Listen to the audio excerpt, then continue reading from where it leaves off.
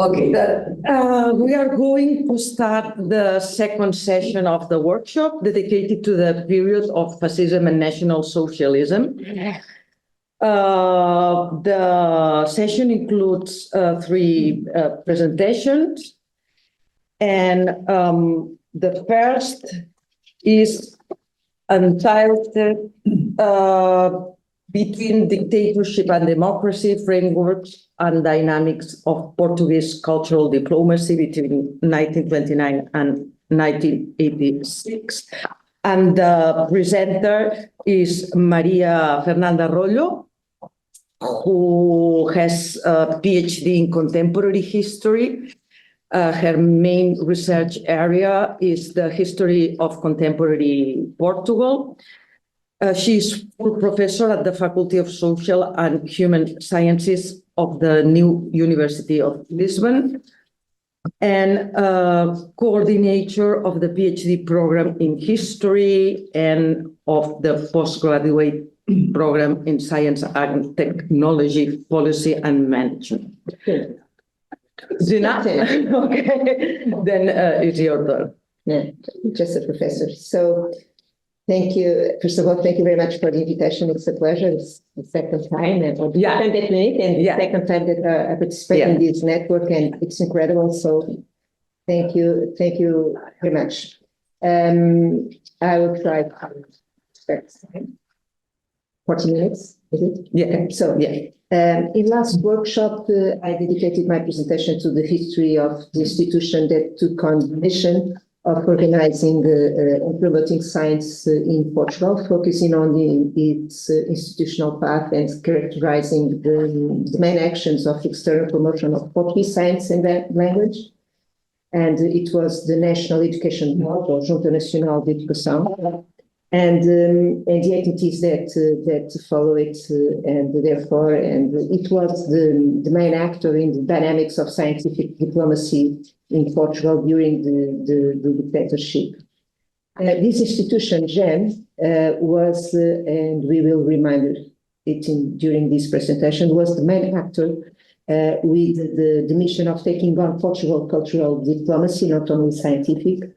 And for much of the 20th century, it was also the entity responsible for scientific diplomacy. Okay, so it was real. It was created in the 1929, and it was also the first institution whose mission was to promote and support science development and organization in Portugal. It was very inspired by the Spanish model. A few years later, in the 36, during the Estado Novo, the dictatorship, you know what is Estado Novo, GEN was transformed in the Instituto para Alta Cultura. It's like an institute for higher culture, title that remained until 52, when its name was changed to Instituto de Alta Cultura. A detail, of course, but not a detail. And this came to be extinct after the revolution, and after that it was Institute of Culture and Portuguese Language, which in 92 was replaced by the current Instituto Camões. We will also underline the fundamental aspects of GEM performance in the fields of cultural and scientific diplomacy, including the successive political frameworks, authoritarianism versus democracy, authoritarianism, democracy. And we also like to remember the role of Camões Institute, considering its historic path from the point of view of its institutional features, in a diachronic reading, of course, covering the three elements of its mission and activity over the years in the fields of promotion and organization of science, expansion of education, like your Cervantes, and culture of Portugal. So the strategic importance of scientific and cultural expansion was then, in the beginning, understood within this framework of diplomatic relations and policies, as well in the field of the appreciation of Portuguese language and culture, whose teaching was believed to be a key factor for the approach to foreign universities and cultural and scientific institutions. And this view remained during the old Estado Novo, old dictatorship, following a strategy of cultural policy that was inevitably conditioned by, of course, by the political context. From a historical perspective, one understands the dimension and the importance, of course, of these institutional forms, which, of course, reflect their policy framework, which over time have been given responsibilities both in terms of policy to support scientific research.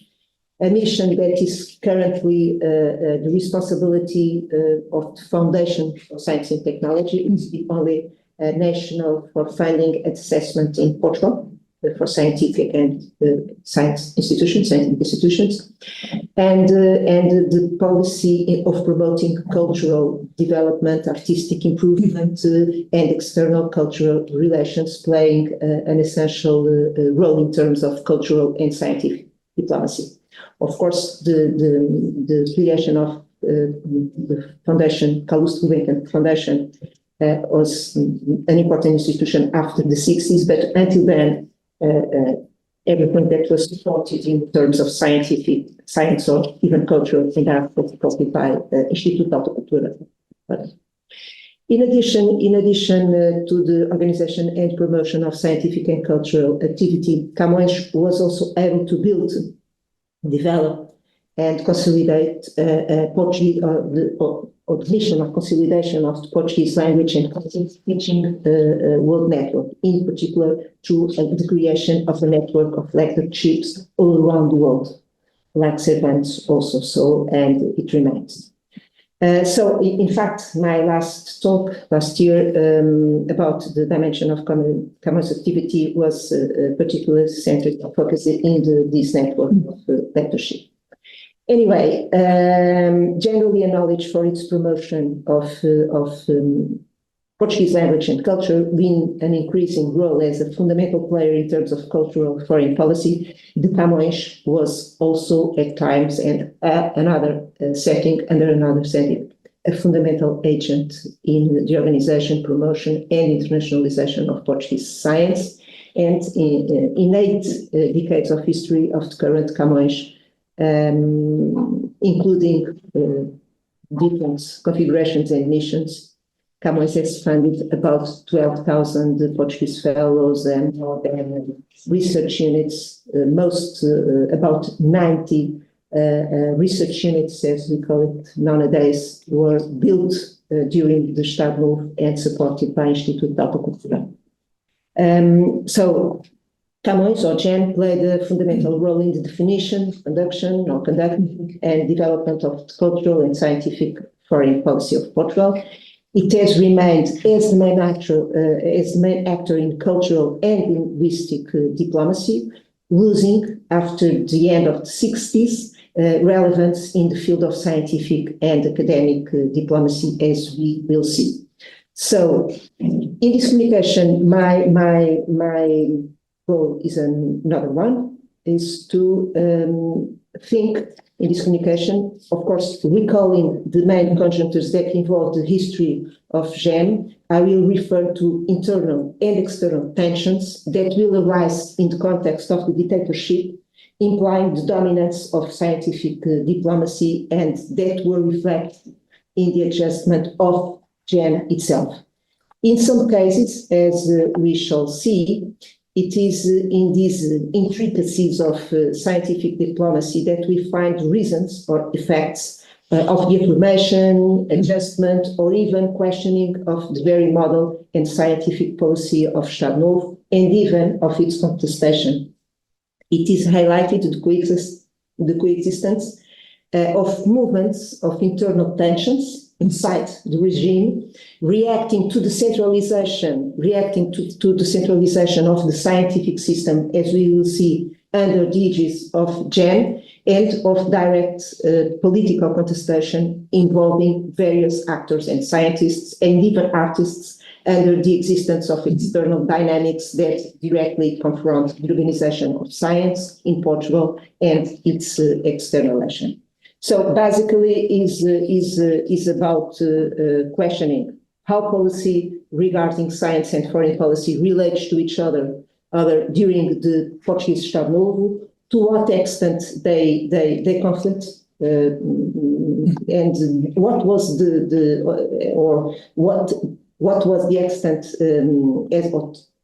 that has the movement towards centralization of the scientific system raised tensions within the community, calling into question the previously existing dynamics acting in the field of science diplomacy, as was the case of one institution that we shall see, the Portuguese Association for Progress in Science. I will refer to this. So try to understand the convergence, the interest, mutual interest or contestation between the dynamics, economics dynamics, scientific dynamics, and role of the GEM, and obviously considering that GEM was the official agency for this, but not the only one. So that is the goal of this presentation, and even considering, of course, the external conjuncture, and especially after the Second World War. As the main argument, if I may say, and conclusion of this presentation, we will see how scientific diplomacy was both an element of affirmation and a vector for confrontation of the Portuguese regime. In fact, on the other hand, it provided it with a context of dialogue, affirmation, and even a certain propaganda. But on the other hand, it represented direct and indirect vector of confrontation, which operated at various levels and circumstances. In other words, how can scientific and cultural diplomacy confront and in some way contradict the national political path and positioning, even in the case of an authoritarian regime like Portugal? Of course, it is imperative to make clear what we mean by science diplomacy, what a concept of science diplomacy we are talking about. Very quickly, this idea of science diplomacy, not only the concept, but the diachronic contextualization, and the idea of science diplomacy, it has a transformative power in itself. That's my understanding. So this is the definition of the Royal Society in 2010. You can read it, no need to say it. In my understanding, the term science diplomacy includes in its strict sense the interest of the state, if we talk about diplomacy, and its agents in the political implications of both scientific knowledge itself, including technology, and informally or formally established scientific relations. So it became an umbrella term covering a range of formal and informal exchange, education, policy, and outreach efforts. This interpretation of Ruffini is quite interesting. It's very wide, and he argues that it refers to all practices in which actions of researchers and diplomats interact. So scientific relations were designed around a triple level of exchange: nation-state policy-oriented programs of collaboration, scientific and cultural institutions, including international organizations, and collaboration and personal relationship between scientists and scholars of different disciplines. It's difficult to cover all these dimensions, but I think it's interesting to have them present, the idea of diplomacy in science, diplomacy for science, science for diplomacy, and how it works all together. And of course, additionally, this understanding that scientific diplomacy is a diplomacy of influence, attributing it to the term of smart power. I think this is very interesting. So a quick view on what's happening with this institution, GEM. And we will I will therefore go through our chronology, highlighting some of the most critical context of tension. Okay, my idea is to highlight just a few examples, but relevant, but some critical or most critical tension in which the intricacies of science diplomacy stand out most sharply in this context of an authoritarian regime. So just to remember, the National Board of Education was established in 1929, was the first institution created with the mission of promoting and organizing scientific activity and promoting Portuguese culture and language. I must underline that before the creation of National Board of Education, and in 1929 we were under a national dictatorship, but not the Estado Novo, not yet the authoritarian regime. In 1929 everything was possible, okay? So the political tensions and presence of ideas, democratic ideas, liberal ideas with republicanism were there, and everything was possible then. So the Estado Novo only begins in 1933, okay? So, but the GEN was established in 1929, and it was like the end of a road that the republics agreed and tried to implement, okay? So the First Republic promoted various projects, proposals, debates. It attempted several experiences with organizations dedicated to promotion and organization of science and culture, but some of them failed, and the one that was success ended in this 2020. So this is one that I wanted to underline. This is the decree and the idea that it was a point of departure, but also a point of arrival for those who, among intellectuals, politicians, pedagogues, with strong connections with Spain, researchers, scientists, most of them were medics, doctors, and they proposed the creation of such a body able to respond effectively to the growing of demands of scientific and cultural development of the country, but also economic demands. And just a quick note to say that, of course, the creation of those institutions before the Junta de Educação Nacional, even some experiments connect well with these spirits all around the world, and they influence each other, as we know. And for Portugal, the Junta para a Ampliação dos Estudos de Investigação was very inspiring, as the Belgian one. So that's 29. So we built this entity. The idea was to found, improve, subsidize institutions of research and scientific propaganda. It was very interesting. It was very progressive. It was very modern. It was concerned with all the aspects regarding science and organization of science.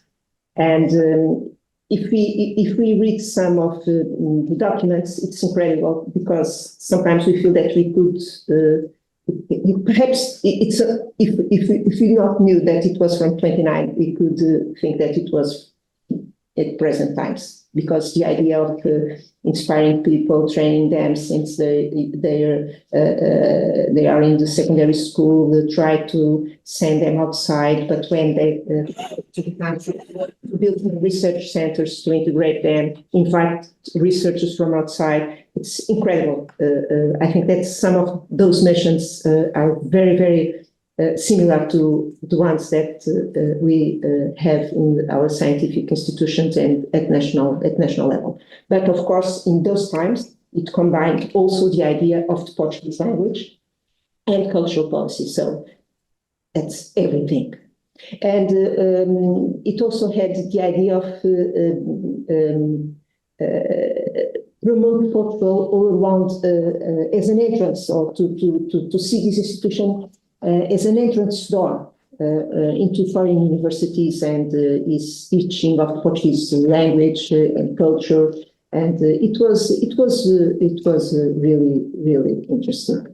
So what happened when the Estado Novo came? We must say that, of course, I think that we understood the GEN had this mission to the attribution of scholarships in Portugal and outside the country, common scholarship, grants for research centers, laboratories, publications.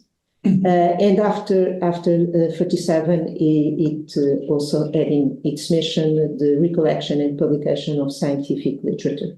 Well, when dictatorship came, what happened is that the process of the institutional consolidation of the new state, Estado Novo, or dictatorship, was reflected on the role of the National Board of Education, which was transformed into the Institute of High Culture in May 36. It looks like Estado Novo. Okay? It's the usual way of the dictatorship do things during the Estado Novo. The state took over those kind of institutions to control them. So GEM was now a section of the Minister of Public Instruction. It's very interesting.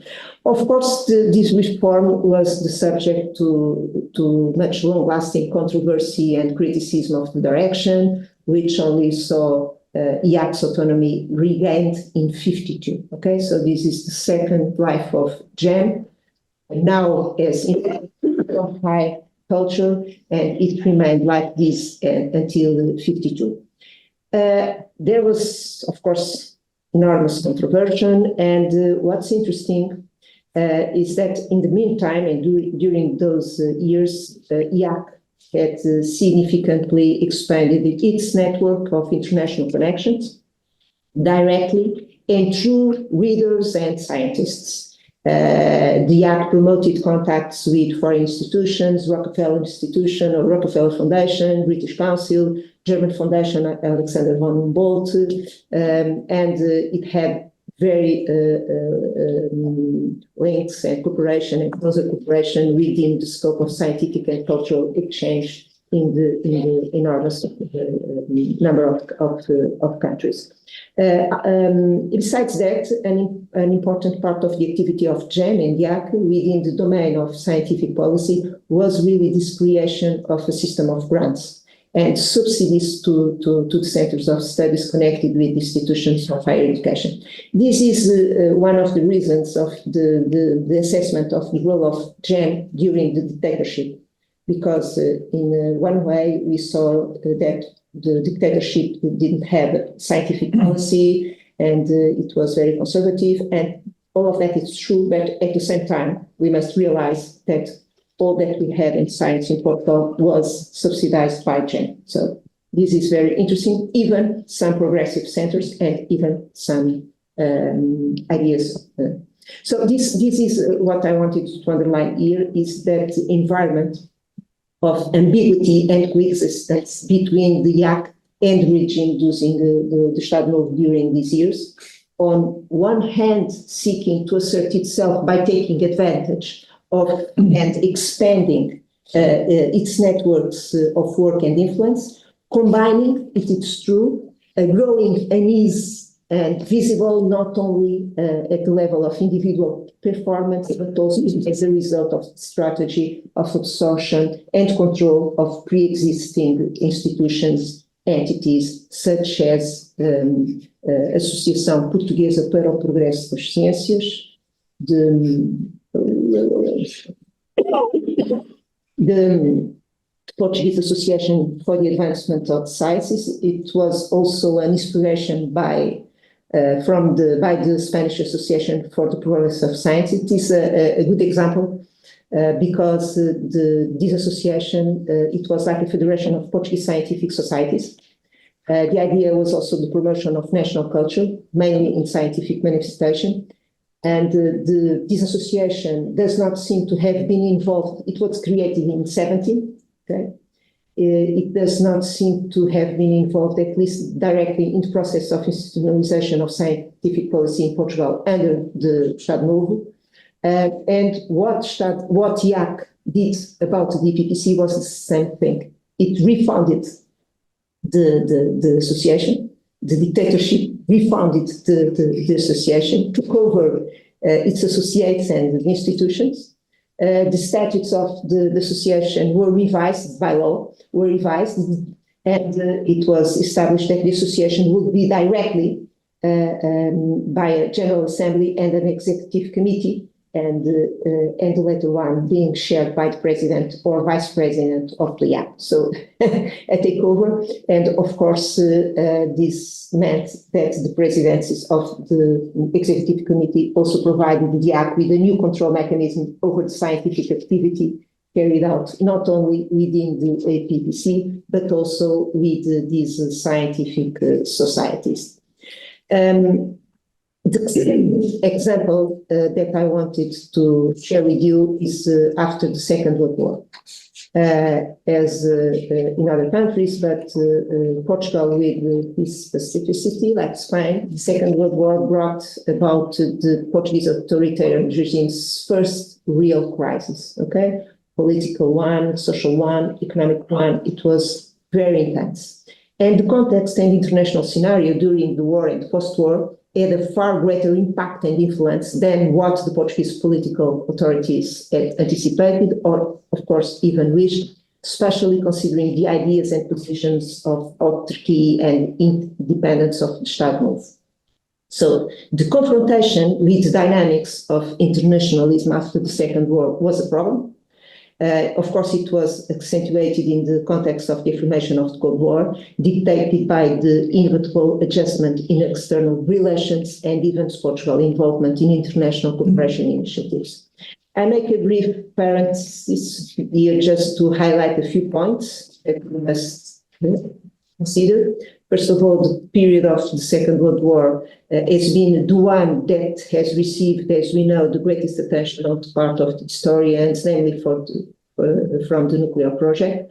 But it is known and evident that there were already several outgoings of scientific internationalism and that some of them already involved Portugal. Okay? Second, we must be aware of the historical weight of Portugal's relative position, even in economic terms. But, however, there are multiple interactions in the field of internationalization of scientific activity involving Portuguese entities and actors. Of course, we must also be aware of, that should be stressed, has to do with the geographic dimension of Portugal, and the ideas of independence of our dictator, Oliveira Salazar. Needless to explain, of course, the importance of underlying this when we talk about Portugal or even other countries in Southern Europe. And it was, of course, the idea of the inevitability of those multilateral practices of the new international community that the regime wanted to avoid. But returning to the Second World War and post-war context, the example that I wanted to share with you in the idea of identify some critical moments in this connection with science diplomacy, regime, etc., and in which scientific diplomacy plays a very important role, is precisely the relation of Portugal relationship with Marshall Plan, especially through one of the most pervasive and important and deep components that was the technical assistance, okay? Because not only for Portugal, continental Portugal, but regarding the colonies. Okay, we know everything about the Marshall Plan, you know everything about the Marshall Plan. I just wanted to underline the importance not of the Marshall Plan in direct aid of funding projects, etc., but through this program. It was a bilateral program of technical assistance that was about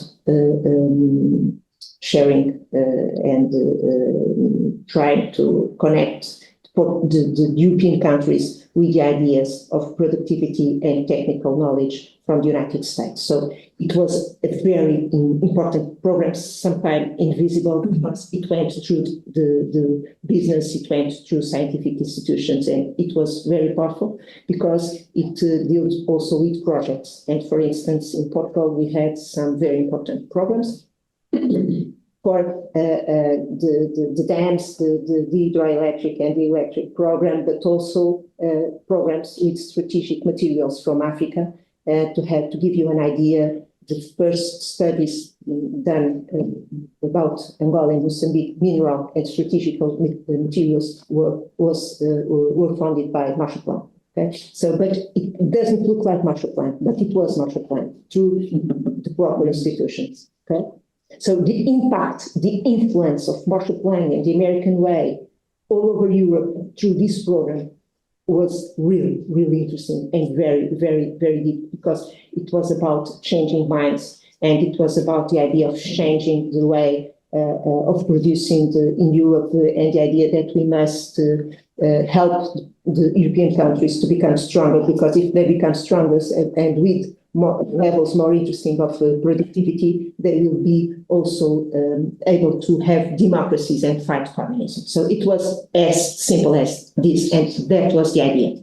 The important thing to say is that those programs, even small projects or big projects, were directly negotiated through these diplomatic channels, and also with the new diplomatic channels that the Americans built in the European countries. So this was all of this was linked, and globally, to make it simple, the technical assistance and productivity program contributed really to expand and develop the Portuguese scientific and technical system at the same time that it helped all Europe, and it was because of the Marshall Plan that Europe built the OECD. Okay. First name, OES, Organization of Economic Cooperation, Organization of European Economic Cooperation, then OECD.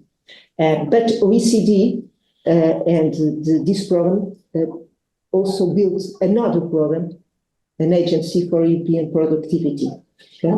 And it grew. So in the 60s and in the 50s, the funding of those scientific programs could be funded by the Marshall Plan directly or the Agency of European Productivity, and since 49 also by the program, not directly from NATO, but also from the Universitat, that was the scientific program of NATO. So, and in Portugal, for instance, we received about 15, a lot of things, because we also must remember that Marshall Plan was perhaps the most impressive program of propaganda all over the world. And as we know, that was, sorry?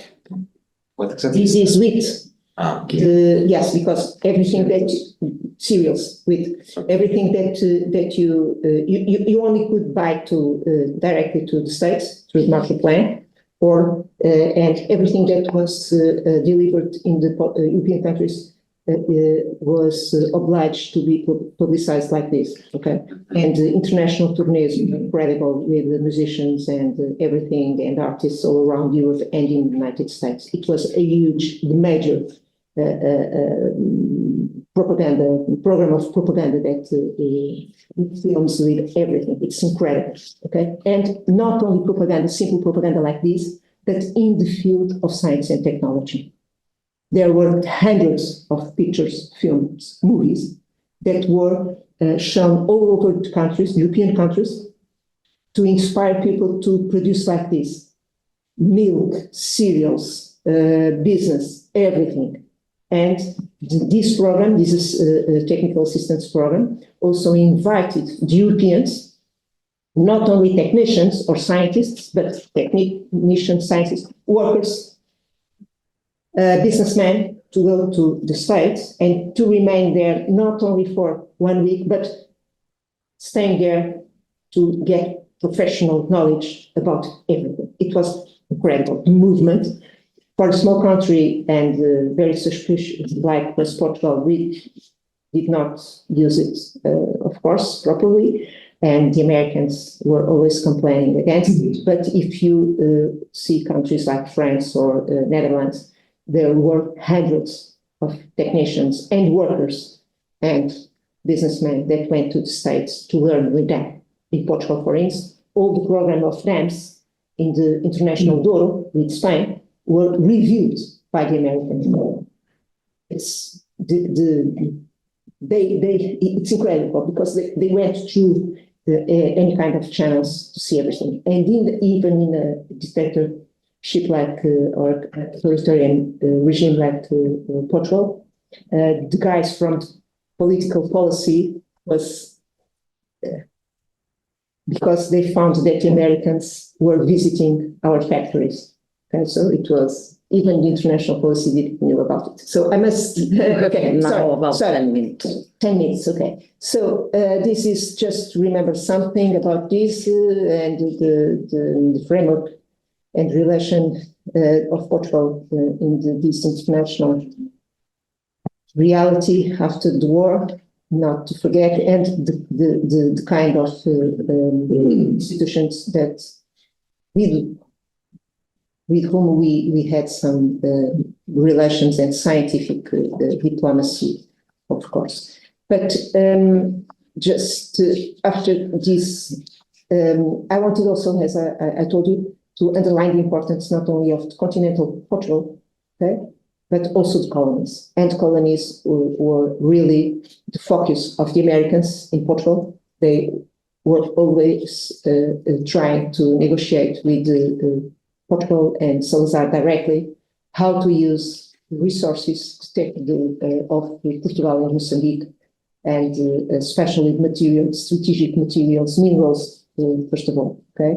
And they even tried to build or to improve our infrastructure, railroads, ports, etc., to help to extract resources, mineral resources from Angola and Mozambique to the States. And we signed an agreement, okay? The dictatorship signed an agreement with the States. 1950s. 50s. We signed an agreement with states allowing them or with giving them some preferential support to access this kind of materials. So, but anyway, the American guys, they were in Portugal trying to influence, of course, and they were then talking with Portuguese authorities, but also directly with some companies. And but this is the feeling of the Americans. I feel that Portugal's opportunities within the Overseas Territories program are much greater than under the normal ECA. ECA is the formal name of Marshall Plan, Economic Cooperation and Administration Program. It's important as a colonial power. Hablando Mari, right? Let me try to move this. Okay. Power is then as a member of European nations. Okay, so it was, of course, the interest of. And the idea of Salazar that wanted to protect Africa and Portugal, as you know, Salazar he hated Africa and states as he hated communists, but he was always arguing that all Africa depends on Western Europe forming with it in face of America, and from together the material basis of the world it must continue to play in the world. So this is one of the. I don't know, but if you know that Portugal, in the first moment, rejected the financial aid of Marshall Plan, and it remained as an idea, but in the second year, and even in the first year, Portugal wanted this aid. And of course, it even if it was ideologically against the idea of cooperation, multilateralism, etc., and trying to avoid some kind of contacts, the truth is that Portugal beneficiated a lot of the Marshall Plan, and especially this assistant or this technical program. Meanwhile, the political contestation of the dictatorship was accentuated, and increasing tensions arose even among the Portuguese elites regarding the direction to continue in the economic field and promotion of scientific and technological development. And GEM and YAC changed its formal future, reflecting a progressive loss of autonomy resulting from centralizing policy of that happened in the 36, and after 52, GEM recovered some kind of autonomy resulting from this. At the end of the war, between the action of GEM and the ARC, more than 2,000 research centers had been created, and more than 700 scholarships were awarded for studies in country and about 600 outside the country. We must be aware that in Portugal, in these years, the rate of analphabetism was about 45–50%. Okay, so those figures are really relevant in a country when the number of people that had higher education was very small. But attention, because all these occur in the context strictly delimited by the new state. Okay, and that's the interesting of the Estado Novo. At the same time that this dynamic was happening, and we will even watch the ACT's effort to follow international dynamics, including the creation of 10 research centers dedicated to the study of nuclear. Yeah, we are talking about Portugal. 10 dedicated to the study of nuclear. Other events that conditioned the action of Portuguese scientific life occurred. For instance, the exile or the expulsion of scientists that were against Estado Novo. So after the war, it happened a little in the 30s, in 35, but after the war in 46, 47, the confrontation and contestation between a group of scientists and professors with Estado Novo grew a lot.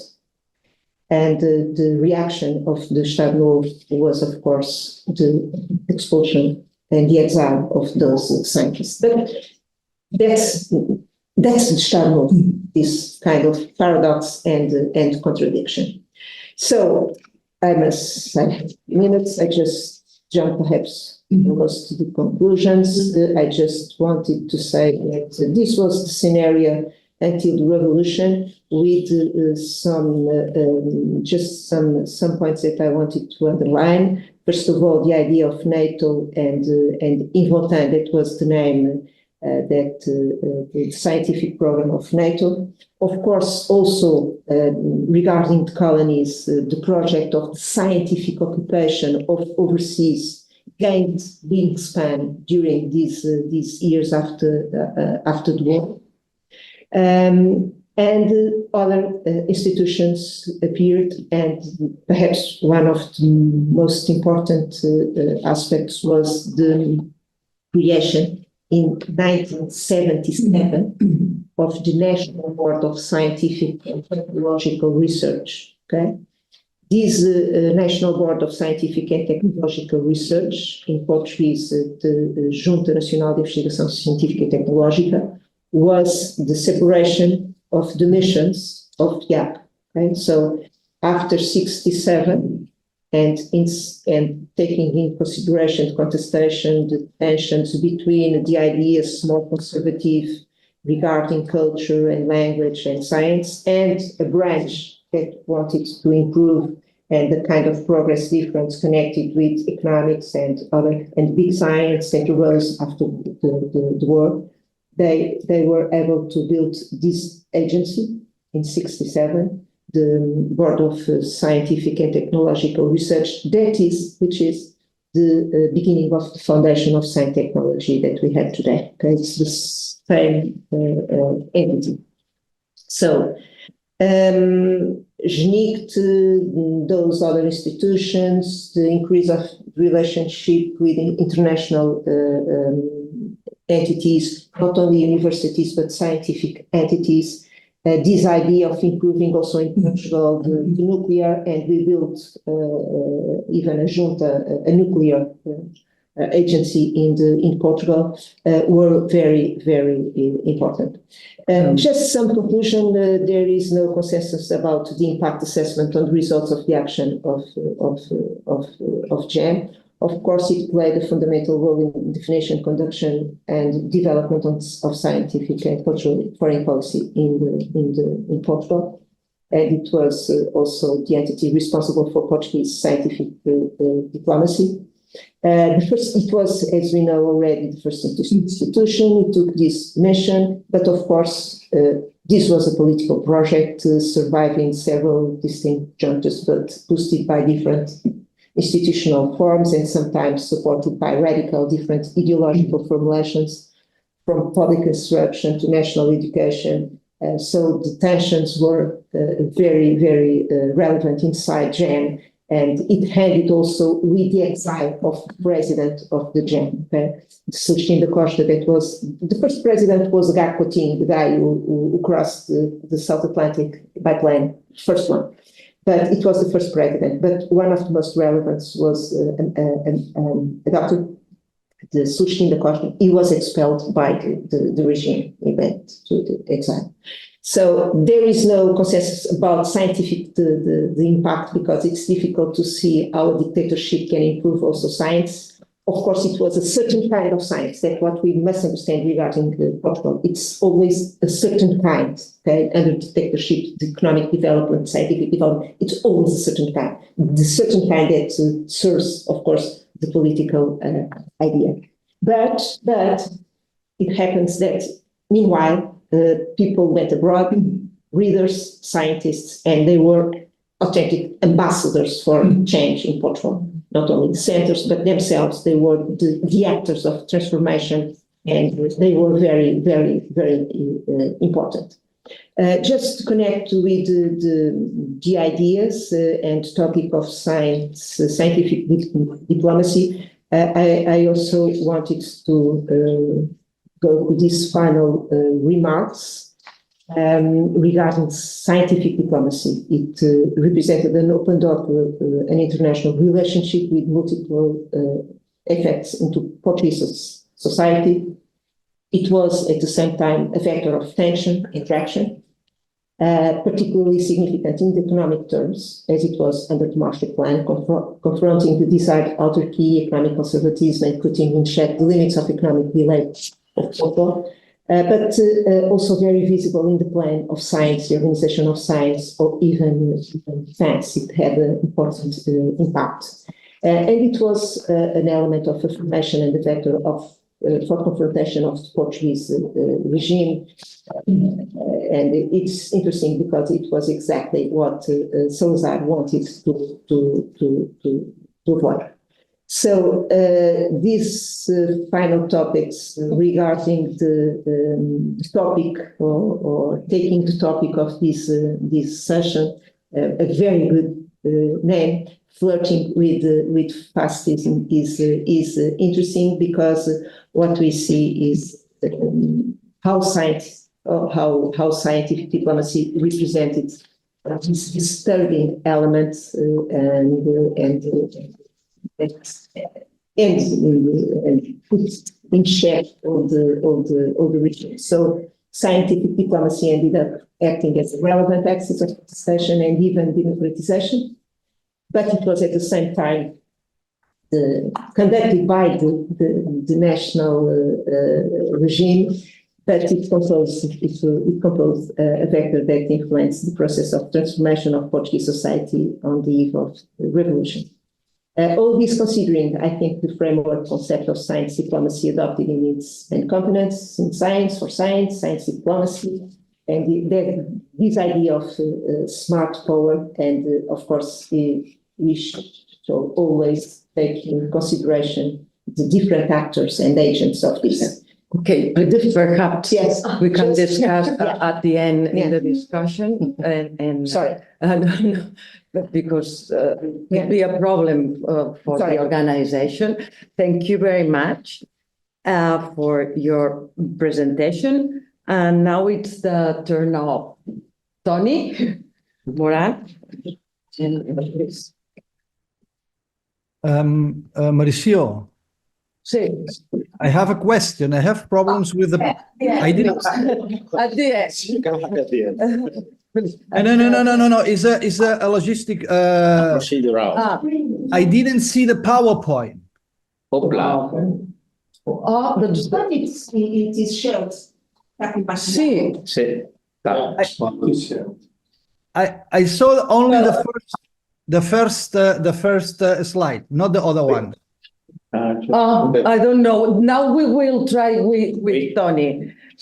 I must say that this title of Flirting was a little polemic in the last workshop, because with some reason there were people that said it was not only flirting, it was something more. So we have to think about. I think that perhaps when we move the slides here, they don't see, but we will see. We will see. At the moment, we are not. Metido ser el más aburrido de Uy, Sí, creo que no, we are pero out lo of tienes the. difícil, ¿Eh? que lo tienes difícil. That's Después de esta sesión, no, està aquí baix. Espera. A veure, ha hecho what's honor al that? apellido. A veure, espera. Okay. Albert, you see us, no? Ya es la segunda vez. I see you. Okay. Now, we. False alarm. Okay, I see the first slide. And now, can you move to the next? I can move to the next. That's Spanish. I'm That's, not familiar with German. that's Spanish. I'm really familiar. That's kind of cool. I'm going to sit on here. Yeah. Because then that's. Now? Okay, yeah, Now it's right. that's the Adolfo, yeah. Yeah, now it's right. So I think it was, I don't know why we had a problem, but it seemed so. So a brief presentation of you can stop me if you think I say too much about. Too much. It's enough. Well, I try to present my colleague and friend since Stop it. the times I was young. So, We were both. more, a lot more. But there was a time when I was young. Okay. Now Well, Toni Morant is international PhD in contemporary history from the Universitat de València, where he currently works as an associate professor and area coordinator for contemporary history. He has recently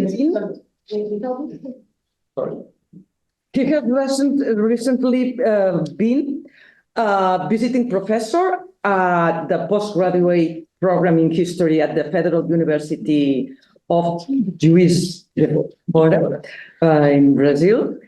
And he worked as a researcher and later as a project head at the Cluster of Excellence, Religion and Politics at the University of Münster.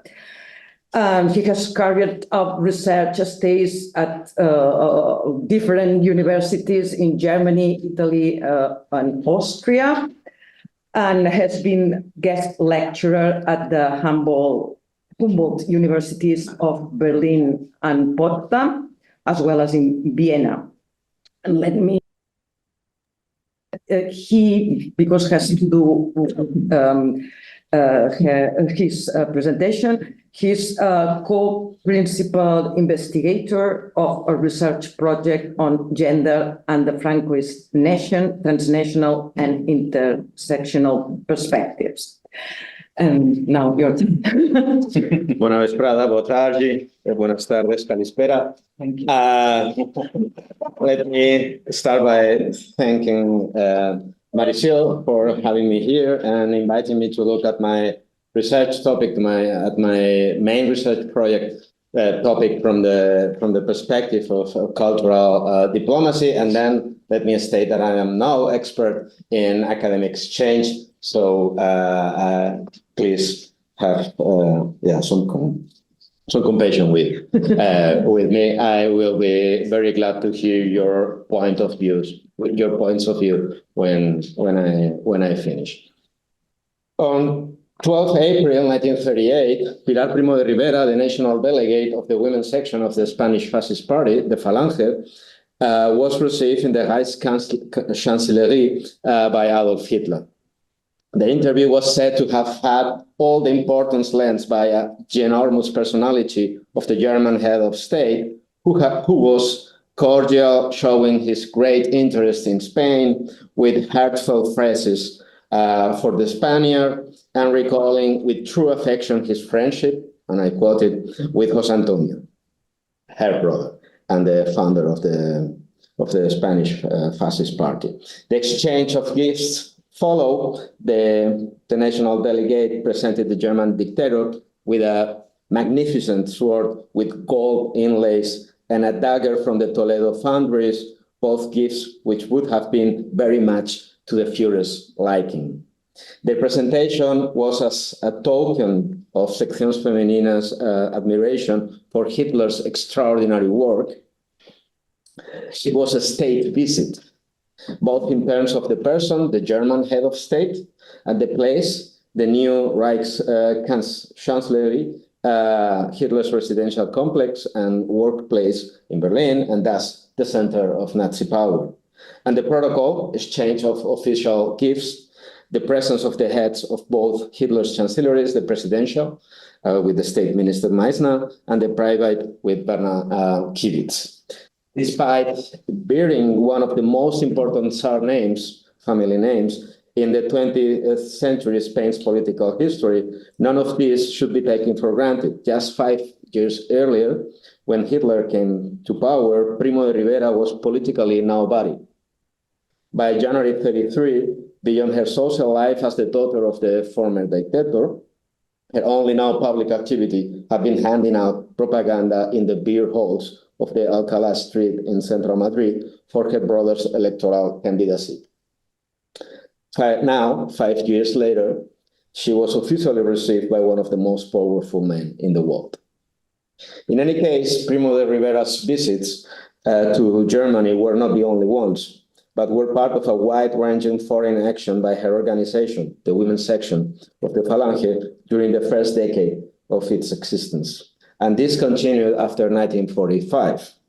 This was the case with the coros y danzas, choirs and dances, which incidentally had made their first foreign trip during the Second World War, especially to Germany and the Eastern Front, and whose members traveled to various European and Latin American countries as unofficial diplomatic representatives in cultural embassies during and after the diplomatic isolation of the Francoist dictatorship.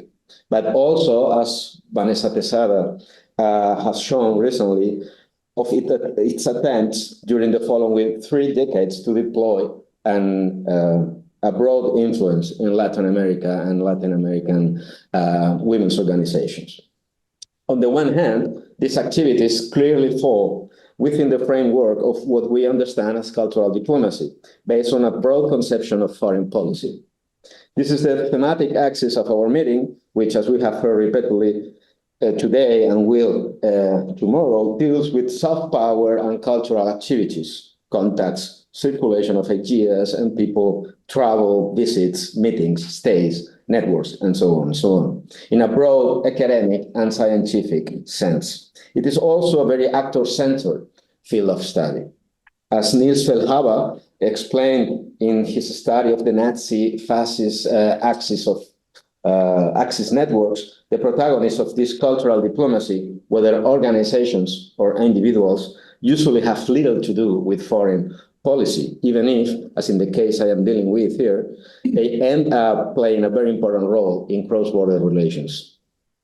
Moreover, my approach is based, on the one hand, on the transnational perspective in the study of fascism, which has exploded, a field of research which has exploded in the last 2 decades, and on the other hand, on gender studies, focusing on the role of women, of fascist women, which has so far been largely absent from the already numerous studies. Although in the case of single-party regimes, it is not always easy to establish a clear distinction between state and non-state actors, Transnational analysis of fascism focus on non-state actors, those traditionally studied in foreign policy, such as fascists, parties, movements, organizations, and their intellectuals or party hierarchies. The gender perspective, on the other side, I repeat, very scarce so far in this field, ends up focusing, moreover, on the apparent contradiction of parties and regimes whose gender policies continue nowadays to be interpreted mostly in terms of excluding women from the public sphere and confining them to the domestic sphere, but whose female leaders not only already perform political functions in the public arena and often on behalf of the state, but precisely in the fulfillment of their political functions and for ideological purposes, they also left the national and no longer only the domestic sphere to travel at times thousands of kilometers to visit foreign countries to study their regimes and organizations and stay there for weeks, often months, to live together with their comrades in schools or camps, or to participate in, if not promote, shared projects within the framework of the Nazi-fascist New Order. In all, from the autumn 1937 to the autumn 1943, that is exactly 6 years, there were 50 visits between Spanish fascist women and their German and Italian comrades. The majority, 32, 2/3, were between Spain and Germany. 16, 1/3 to Italy. Neighboring Portugal, despite its proximity and the fact that it was indeed a reference for some political cultures in the Francoist coalition, did not seem to attract the attention of Spanish fascism until, if at all, the end of the Second World War. Hence, the Phalangist, Primo de Rivera herself, visited it only once, at the end of 1940, when there were no visits between Nazi Germany and Spain. In general, the initiative in these visits clearly belonged to Spanish women, who made 33 visits, 2/3 of the total. You have them in blue. But they were also the ones who, in the bilateral part or aspect, made the most visits with each one of the countries. 22 visits of the 34 with Nazi Germany, 10 of the 16 to fascist Italy, and the only one to the South. Given that these were mostly study visits, these figures point to an asymmetry in inter-fascist relations already pointed out by Anne Bauer-Kempa, which is one of the most renowned experts in transnational fascism. Also, in the scope we were discussing early before lunch, the different scope in visits between German and Spanish medical doctors. German Nazi leaders, women leaders, went to Spain not for the same scope as Spaniards went to Germany. The Spaniards, as we shall see, were there mostly to learn. I wouldn't say the same. I wouldn't state the same for the Germans. At the immediate root of these visits was German diplomacy at the very beginning of the Spanish Civil War. Specifically, the first representative that Nazi Germany sent to rebel Spain during the Civil War, Ambassador Wilhelm Faupel, until then president of the Ibero-Amerikanisches Institut, the Iberian-American Institute in Berlin, which Mauricio knows so well. As Faupel was leaving for Spain in November 1936, Hitler ordered him to take one collaborator for propaganda issues and another one for relations with the Falange. This led to the formation of the Sonderstab, the special staff of the German embassy in Salamanca, made up of men from Goebbels' propaganda ministry. There, the principles of German Kulturpolitik, cultural policy, were adapted to the new Spanish scenario, always in competition not only with the French and the British, but also with fascist Italy itself. By early 37, a distribution system had been greased throughout rebellious Spain, although in Spanish, mostly phalangist requests for Nazi propaganda to be channeled, to be centralized or distributed specifically to those who were thought to be the coming rallying elites after Franco's triumph. The principles of Nazi cultura politique were clear.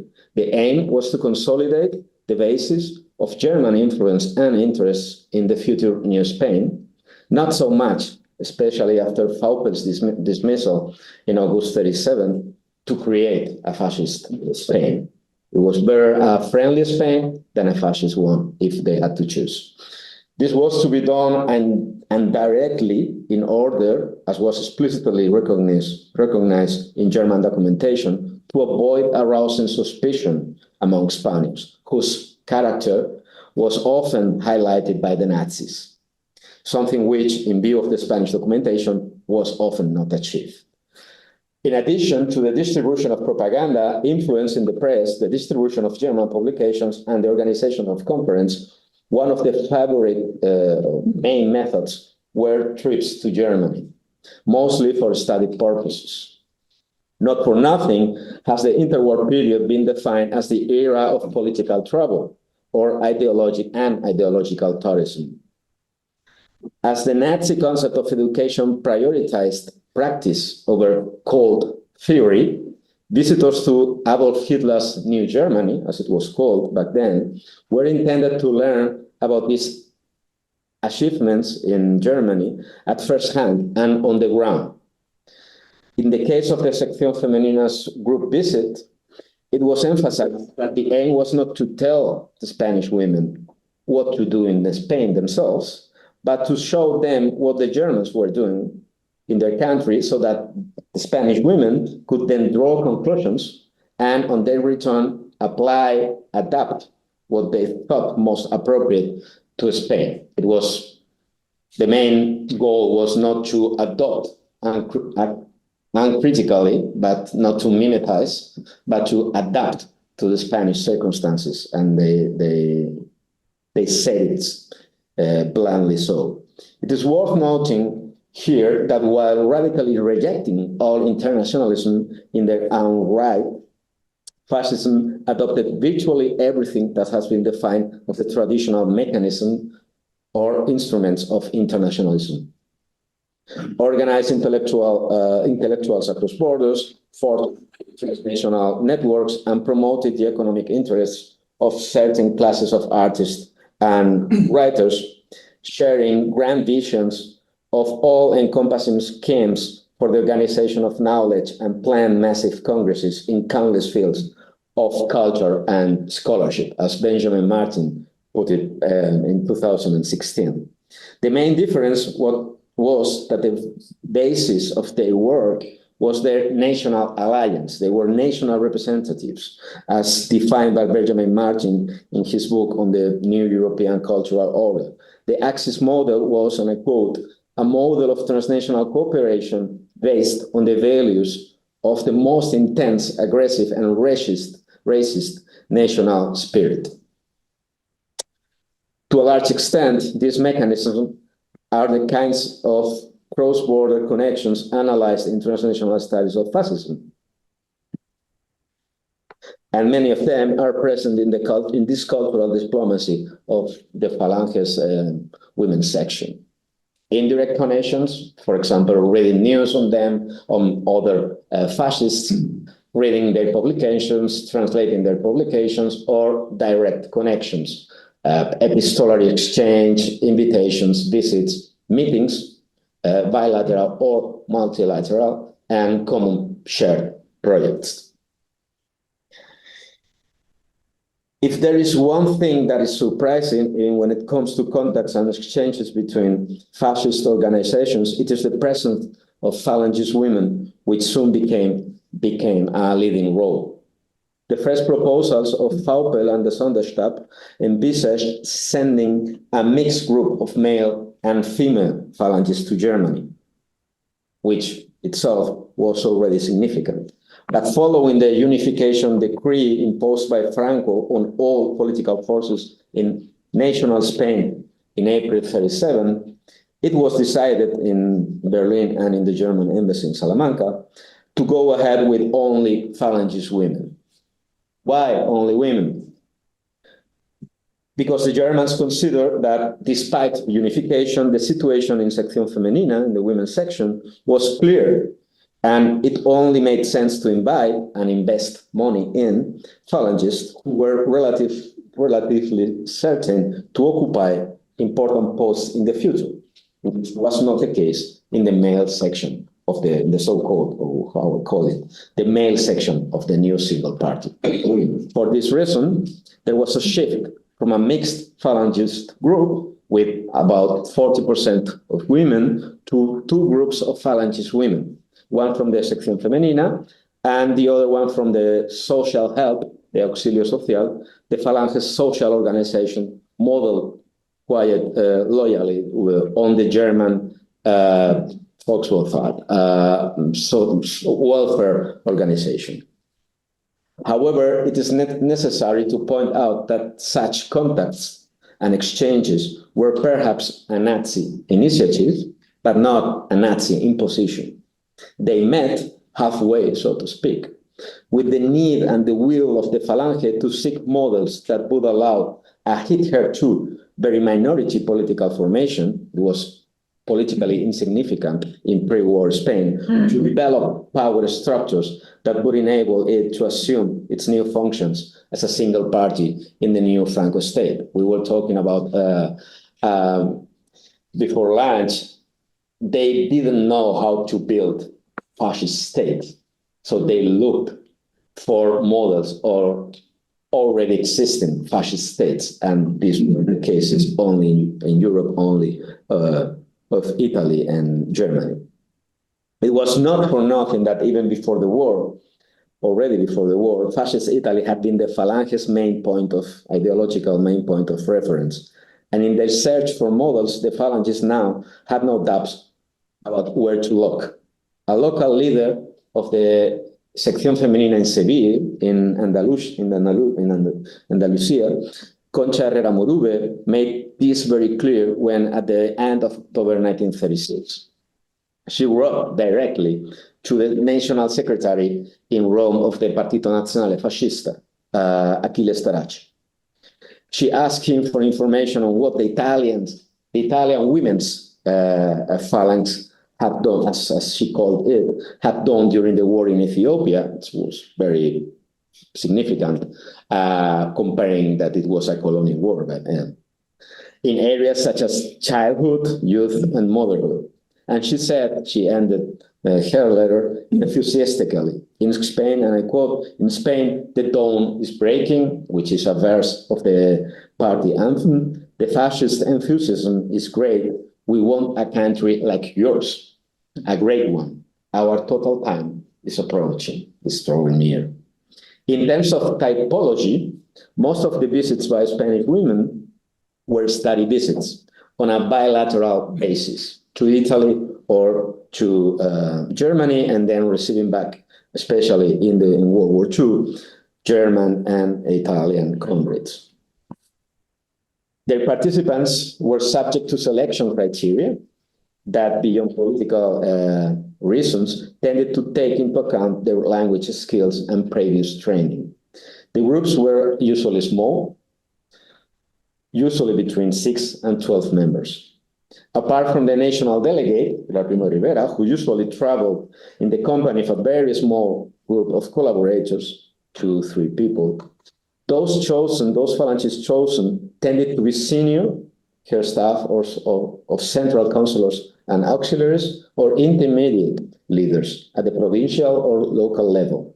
Before their departure, they received precise instructions on what they were to study, and on their return to Spain, as if they were diplomatic representatives, they had to draw up reports on what they had seen and learned during their visits. The Falangist women who traveled to Italy and Germany were expected on their return to be responsible for training lower level leaders or the affiliates themselves thus promoting the multiplier factor of these stays and these visits to Nazi Germany and fascist Italy. As the Germans called them, they were also the members of the Youth Front visiting Germany. Once they've been in Germany, they became Germany's best ambassadors in national Spain. In the German case, the educational purpose of the visits, I mean, in the case of Phalangist women visiting Germany, is particularly evident. The importance of the Nazi reference point for the Spanish women went beyond the merely quantitative level of the number and frequency of visits, and was above all evident in the characteristics of the visits themselves. In contrast to the Italian case, the vast majority of visits to Germany were for intensive study of the structure and work of Nazi organizations. In fact, the stays tended to last much longer, sometimes 2 or even 3 months, much longer than the ones to Italy. In small groups, and there you have some pictures on the left side, and all the cities and towns they visited in Germany in these 6 years. They travel around the country, around Germany, studying in detail with the utmost thoroughness, as they were quoting, what the respective national delegations, women's section, or the social hub had entrusted them to. Their object of study could vary from one visit to another, but it was usually the women's organizations, the female organizations of the Nazi Party, the women's section, that is the adult organization, or above all, the BDM, that's the, translated into English, like the League of German Girls or Maiden, as well as the German Labor Service, which they were planning to implant in Spain, but they show less interest in the German Labor Front, but still they studied it, and in the German Welfare Organization. To get the most out of it, the Phalangist women worked from Monday to Saturday, visiting all levels in the structure of the organizations visited, national, provincial, and local. They used to divide the study between theory and practice, and often divided into subgroups, would rotate so that they could all visit different offices and services of the same organization they were studying. But the practical character at the basis of all study visits led them to stay in different types of schools, mother schools, for example, or domestic schools, and camps, Eastern camps or summer camps of the German maidens, as well as of the German service of labor. The Spanish women were integrated into their everyday life of the German comrades, doing more or less the same activities as their hosts. Moreover, as in Italy, Primo de Rivera met in Germany with various party hierarchs, starting with Hitler himself, as we have seen, but also with the Minister of Propaganda, Goebbels, or with one of the main, to that point, the main Nazi ideologue, Alfred Rosenberg. As did a number of high-ranking female Phalangist officials, the National Delegate met with the top leaders of the organizations they visited.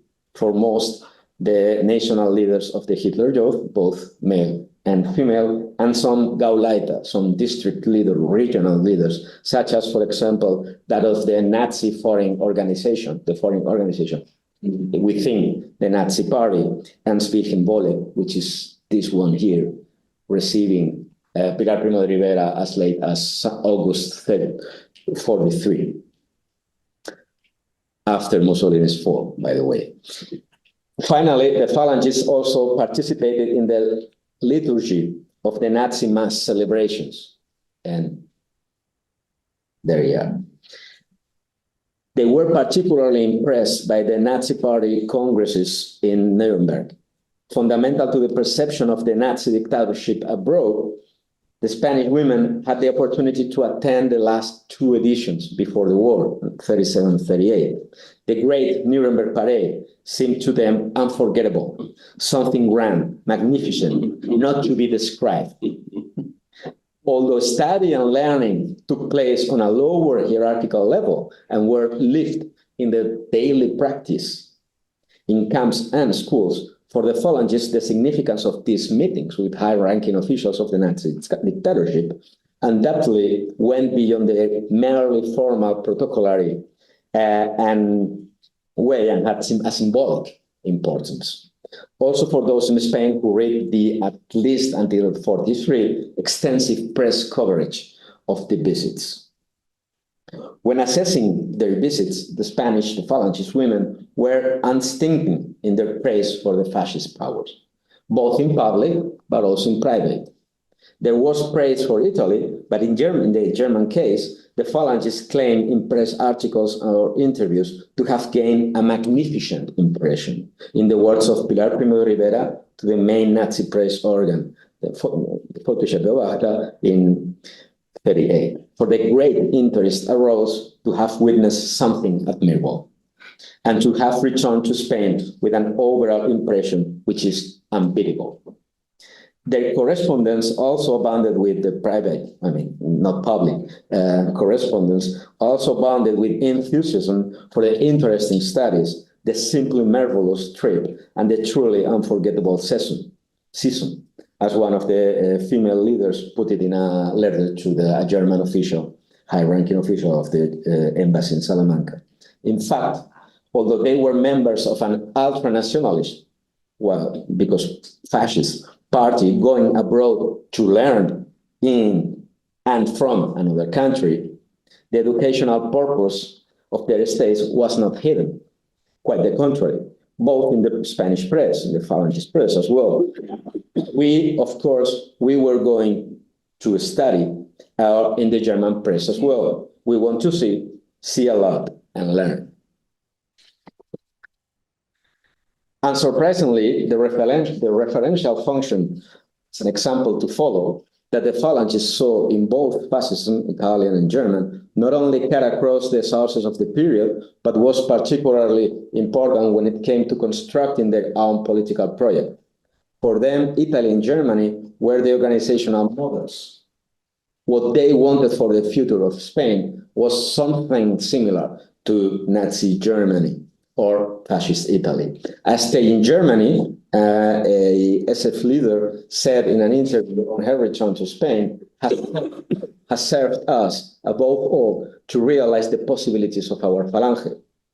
Seeing what Hitler had achieved since 1933, the Phalangist women were convinced of how much Spain can do in 4 years. But the visits and their until at least 42, 43 extensive press coverage in Spain also serve other purposes.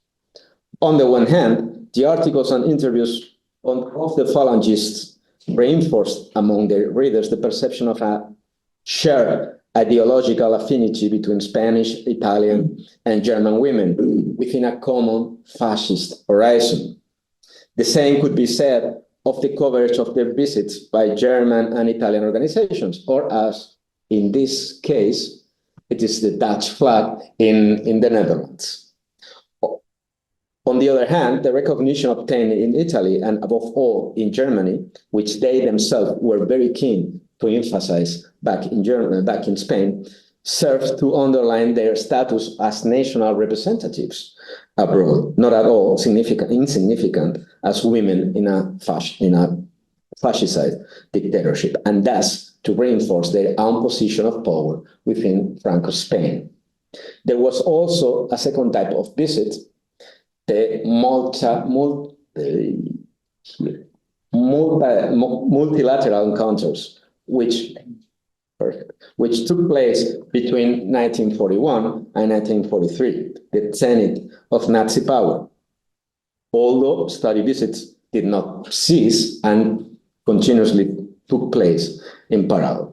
With the sudden collapse of France, the Allies had disappeared from the continent and democracy in Europe had been reduced to just a few countries, hardly any, just a few, Switzerland, Sweden, or Finland, and that was it.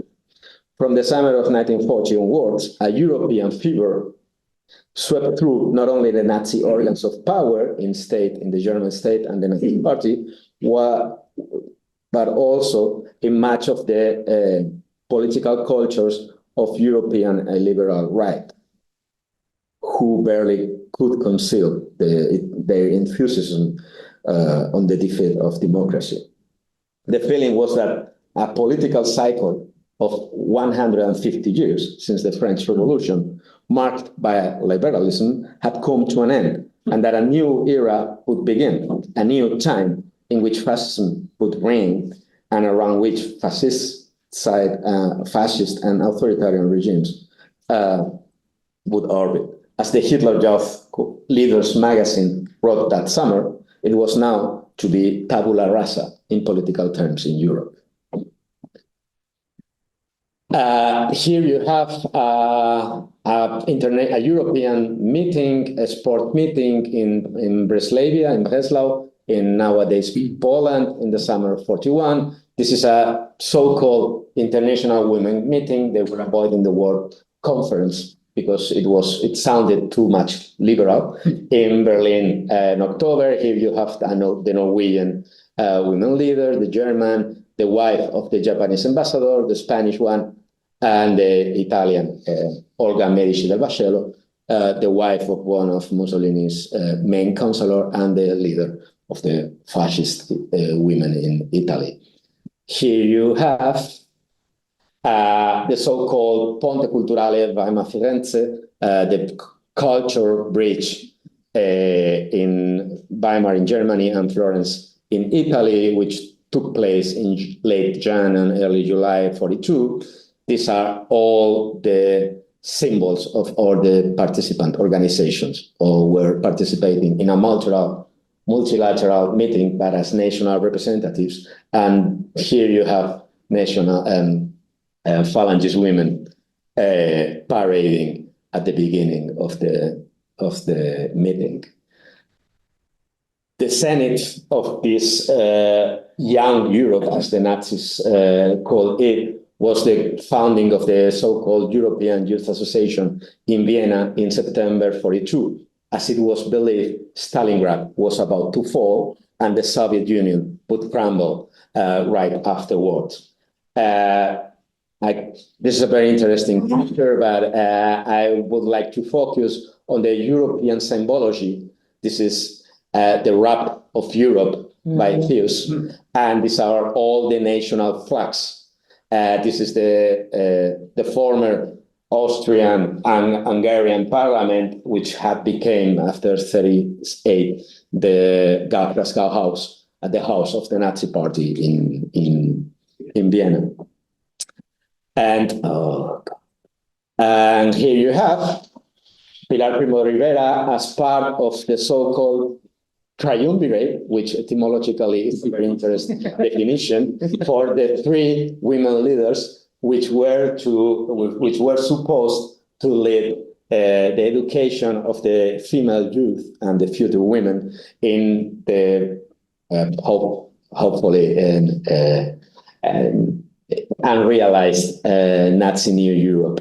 This is Penelope Testa, Jutta Rüdiger, and Pilar Primo de Rivera. And Pilar Primo de Rivera belonged to the so-called Flirting, the leaders' ring of this European Youth Association, among all the other male fascist leaders. And if we intend and we understand countries as cultural systems, these encounters were also cultural encounters. And there you have this is very interesting pictures because they are unedited, they are unpublished.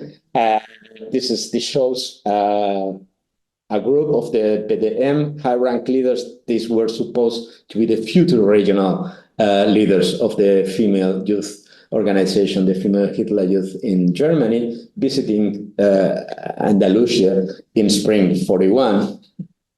And you can see the faces of not understanding what was happening right in front of them. But I mean, you can separate each one's faces, and you have separate reactions at the same time in the German leaders, looking at this little Spanish girl and the Lucian girl, in fact, dancing in front of them, like, I mean, what is happening in their heads and what are they thinking, and this otherness, and at the same time this ideological affinity. And I cannot speak now because I'm running out of time, but the perceptions, the mutual perceptions, the self-perceptions, and the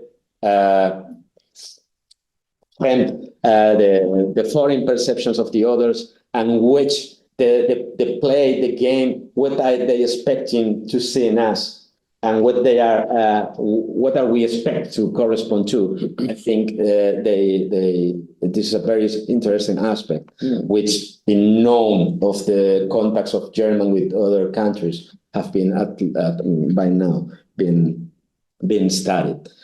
And to draw now some conclusions, a fascist women's organization which, according to general belief, should have contributed to the seclusion of the women of New Spain, the domestic sphere, and which had nothing to do with foreign policy in the first place, developed an important foreign activity, moreover, at a time of almost complete war, the Spanish Civil War, and then right afterward, the Second World War.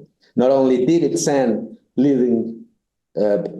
commanding leaders to train in other countries to learn, not coincidentally the fascist powers and not Salazar's Portugal, but it ended up positioning itself, the Sección Femenina, and participating in one of the most ambitious multilateral initiatives to shape the new Nazi Europe, the European Youth Association. Moreover, its participation was, especially in the case of Primo de Rivera, prominent and also recognized by all fascist countries and organizations. It was not something to be taken for granted, neither from a Spanish perspective, the only non-belligerent country in this initiative, nor from a gender perspective, as women fascist leaders.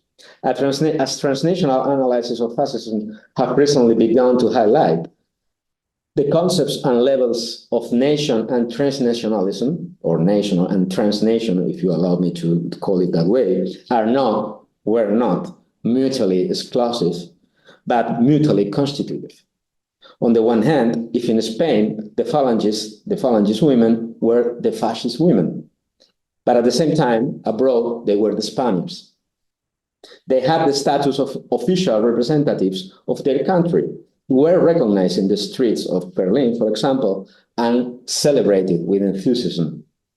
But on the other hand, this relationship between national and transnational levels is also visible in another function of these visits. The recognition they received abroad served the Spanish fascist women at the same time to consolidate their political position in the Francoist new state, and, for example, not to be demobilized after the end of the Civil War, as important voices among the victors demanded, as the Francoist army was in hardly a year after the victory was indeed demobilized. As it were, and following Jessica Reinisch, international collaboration was particularly appealing to those who were excluded from the more traditional national political channels within their states. And finally, typical of the institutional polycracy in fascism, with its presence in Nazi New Europe, the Falange, and above all, the Sección Femenina, were able to develop their own parallel diplomacy to the Spanish ministerial diplomacy, with the resulting frictions. It may be a coincidence, but the invitation from the Hitler Youth to take part in the preparatory meetings of this Nazi fascist young Europe arrived in Madrid just at the moment, January 41, when at the governmental level, Spain was moving away, eventually forever, from entering the war on the side of the Axis.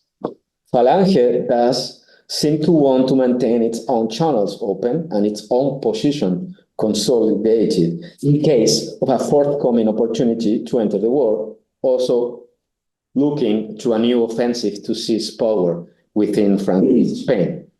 And the Phalanges were quite successful, especially the women's section, with Pilar Primo de Rivera as the Spanish fascist broker, they managed to occupy the third place in that fascist young Europe. And after the fall of Mussolini, a fleeting window of opportunity even opened for them to become the second power in this fascist Europe, at least for a very few months. With all the Europeanist rhetoric and symbolism very consistent also with Falangist ideology, it is shown once again that per se the concept of Europe, as Martin put it, it is not necessarily democratic, and however much it may trouble fellow historians of the idea of Europe, can serve the interests also of political cultures other than the liberal and democratic ones. The ultimate importance of these cross-border contacts, connections, visits, and encounters of the Falangist women is that, as Niels Feldhaber demonstrated for the case of the German-Italian axis, they did not simply reflect and make the European public see a previously existing reality, but it was precisely these contacts and encounters that constituted and made possible the affinity and linkage of the Falange with the two fascist powers of the new order they were. Thank you very much for your attention.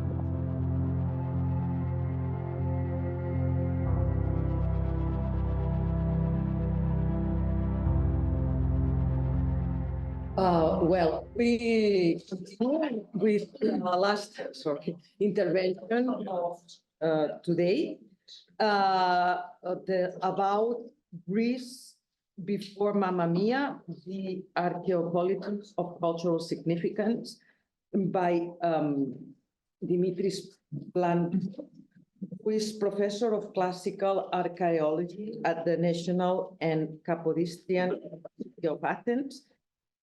He studied history and archaeology at Athens and holds a PhD in classical archaeology from Oxford, where he also spent 3 years as a British Academy postdoctoral fellow. He's author of various papers and books on Greek art and archaeology, archaeological theory, and classical reception. And he's director of the Research Center for the Digital Humanities based at the University of Athens. So now.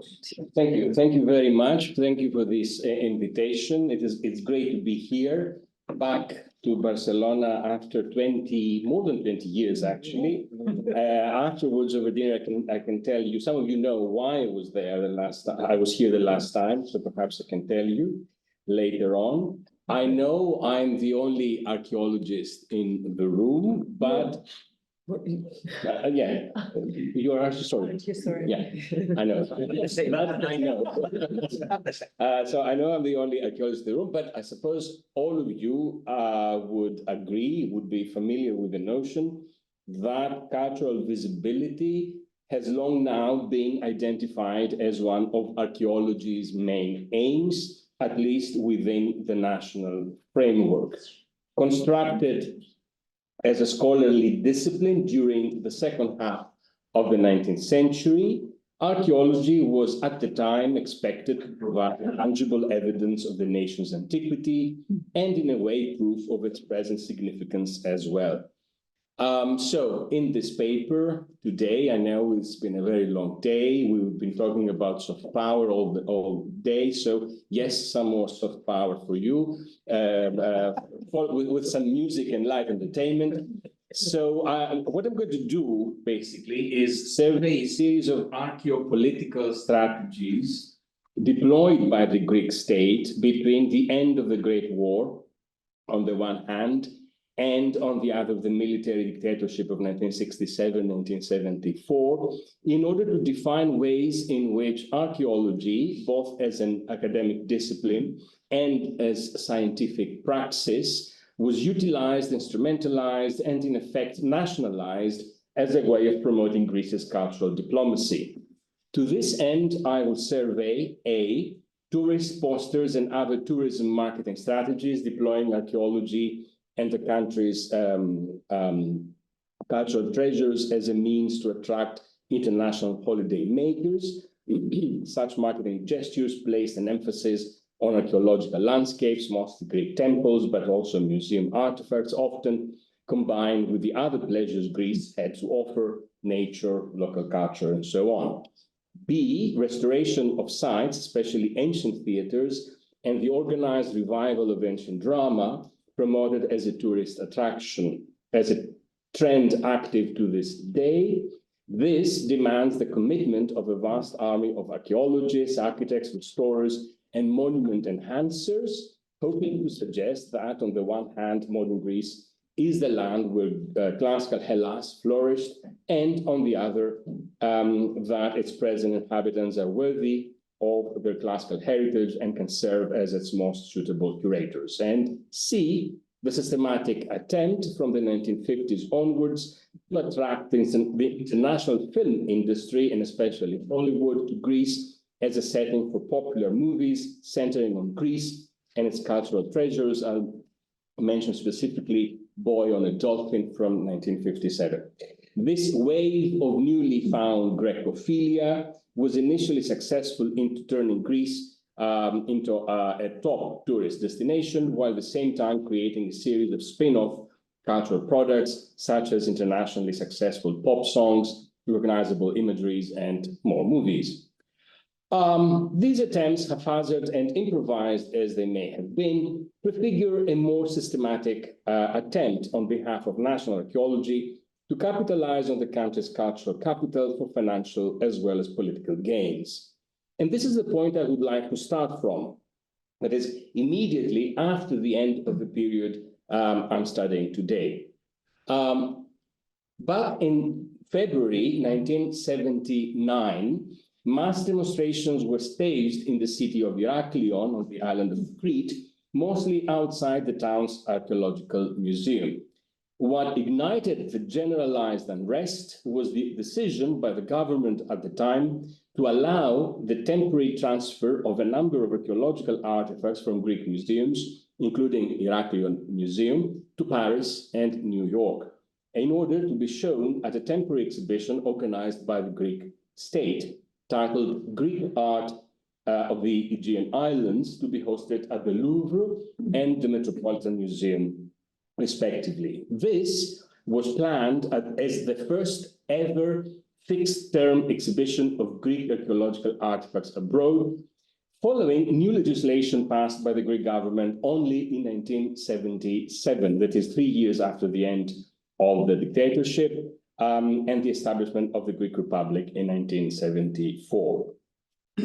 Aiming to achieve greater cultural visibility for the country and its people, as well as to strengthen its international political standing, this new strategy replaced the centuries-old practice, also enforced by Greek law, going back to resolutions passed by the interim revolutionary governments of the Greek War of Independence back in the 1800s. So for all those decades of this long period, it was forbidden by law for any exhibit, for any artifact from the Greek museum to be taken outside the country. So this, starting in 1977, this was a new, less improvised phase in the country's history of deploying archaeology as an instrument of cultural diplomacy. It met, however, with the violent reactions of certain sectors in the public, mostly in Crete, but also elsewhere, in places like the island of Samos, for example, or indeed Athens itself.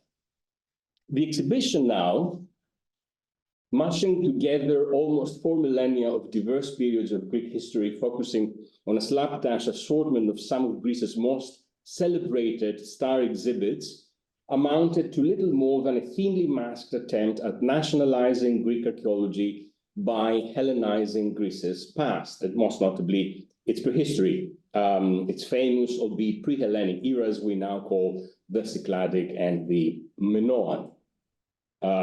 Popular resentment of the export, however, was deeply political and indeed partisan.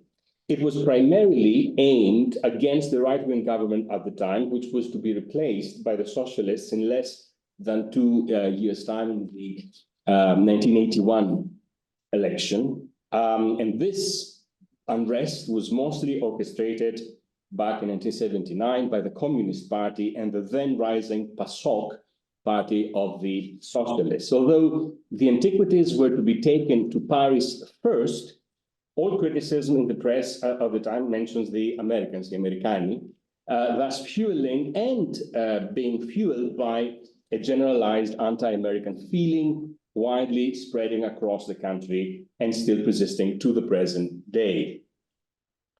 Greek art of the Aegean Islands, I suppose, as well as those fixed-term shows abroad that followed it, and I should just mention the image of man in Greek art from 1986, Greece and the Sea from 1987, Greek Eros 1989, Macedonian art from 1988, Mind and Body 1990, and so on, incidentally, all of them under the socialist government.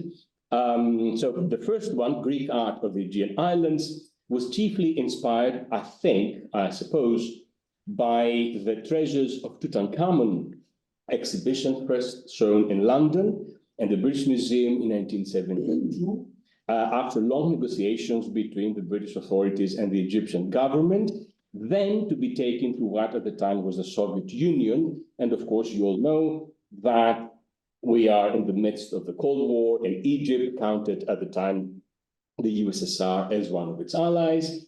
But the exhibition, the Tutankhamun exhibition, was even transferred for a long tour across the US in 1976, when an agreement was reached between the US and Egypt, and only after President Nixon and his Egyptian counterpart Anwar Sadat had agreed that the American tour would include more exhibits than those taken to the USSR, and at least one more venue, and that was going to be San Francisco.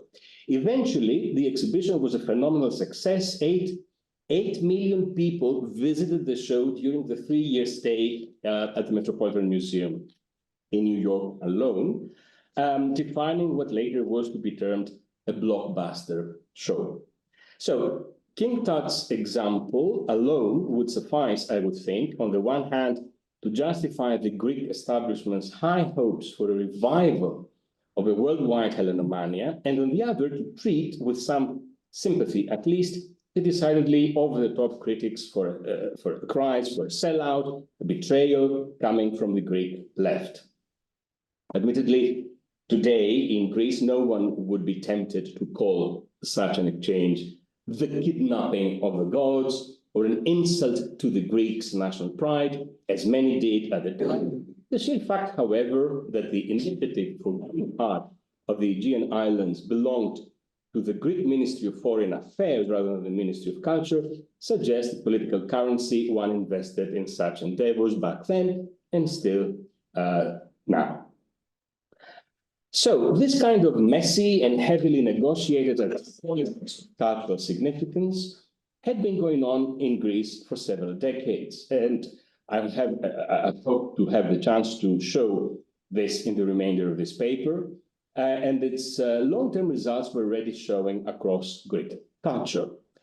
Let me just remind you that the early months of 1979 was also the time when Greece tried to plead its case for cultural distinction and exception in Europe's highly revered and most fiercely coveted forum of cultural competition, the Eurovision Song Contest.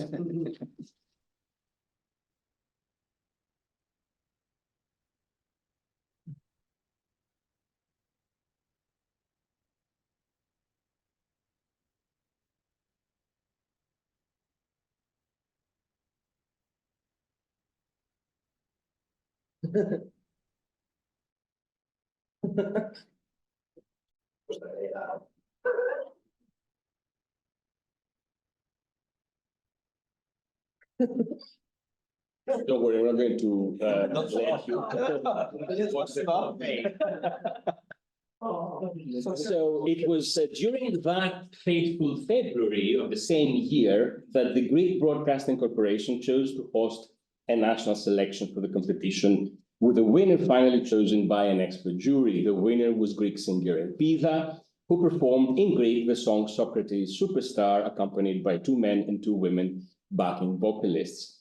Written by Doros Georgiadis and Sotia Chotou, Socrates Superstar was a long hymn to the famous Athenian philosopher's wisdom and unfair death in classical Athens, perhaps alluding to Jesus Christ Superstar, the musical by Andrew Lloyd Webber and Tim Rice, which had been made into a movie a few years prior to that.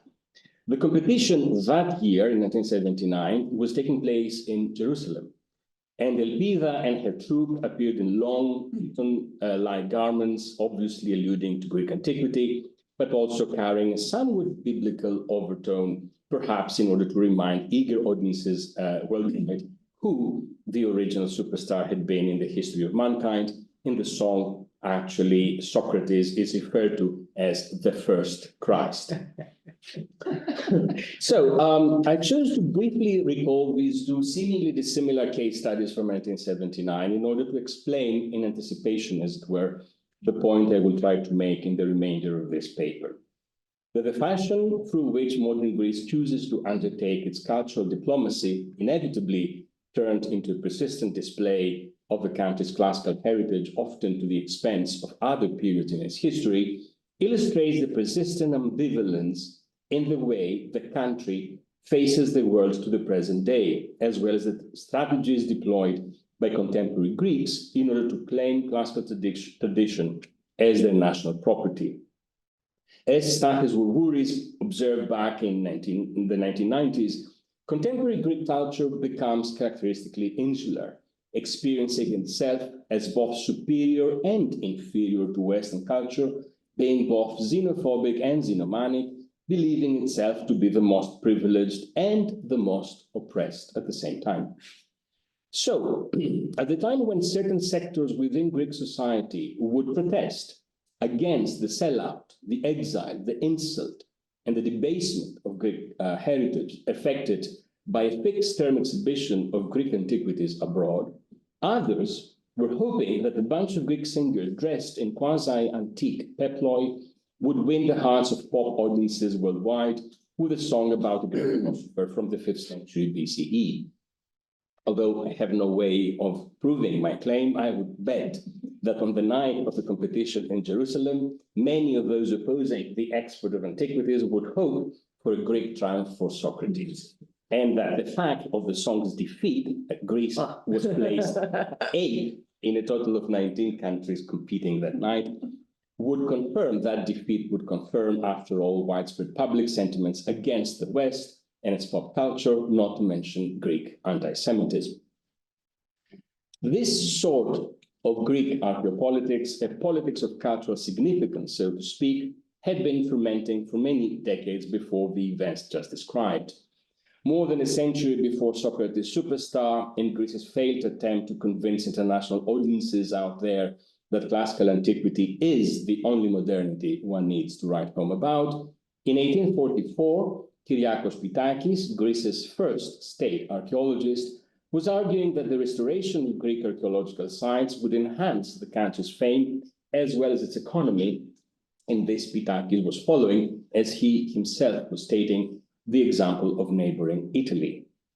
Needless to say, a century after Pitakis, in the 1930s, not much of this archaeopolitical dream had materialized. Instead, we find the first properly technocratic study compiled by civil engineer Athanasios Manos in 1935, urging Greek authorities to construct new resorts, new roads, and for the restoration of the country's chief archaeological sites, an endeavor he describes as the Greek people's duty as well as interest.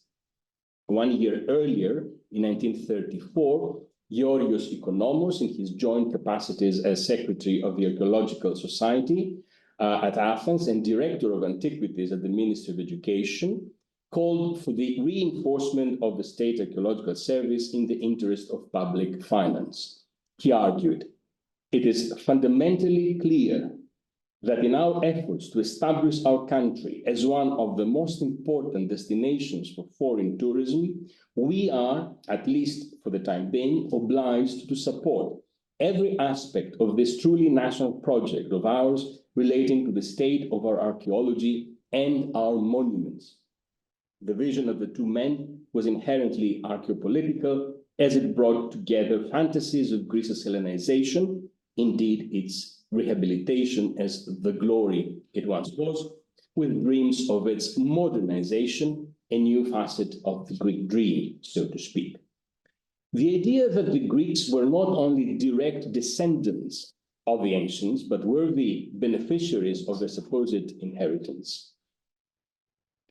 In many ways, this oxymoronic passion of constructing one's image, one that is thoroughly based on descriptions and definitions others have created for them, is what Michael Hetzfeld and others, including myself, have often described as crypto-colonialism. That is, the curious alchemy whereby certain countries, buffer zones between the colonized lands and those as yet untamed, this is the definition by Hetzfeld, were compelled to acquire their political independence at the expense of massive economic dependence. This relationship being articulated in the iconic guise of aggressively national culture fashioned to suit foreign models. According to this definition, certain nation states in the periphery of the West, such as Greece, Thailand, or Japan, feel compelled to adopt for themselves a cultural iconography invented by others, specifically in order to define and, in a sense,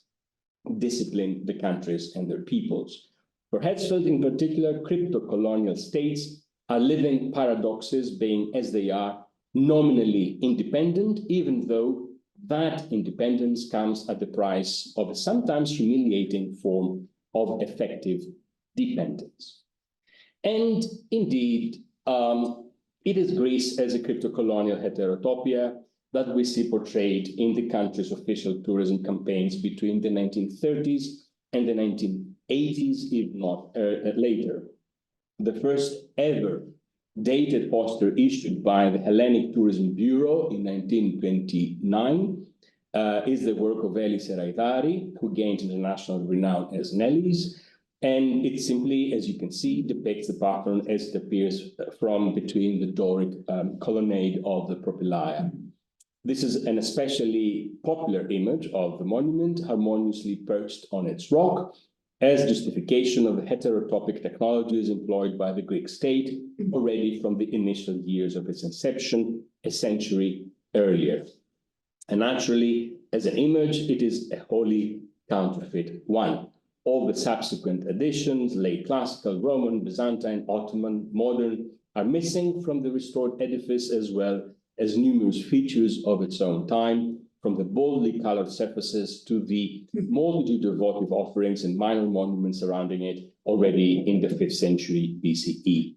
The resulting space responds adequately to the needs of 20th century tourists, given that it permits them to indulge freely in an antiquarian fantasy, transporting them back to a place-time to which they can sublimate their intellectual genealogy, a chronotope existing only as make-believe.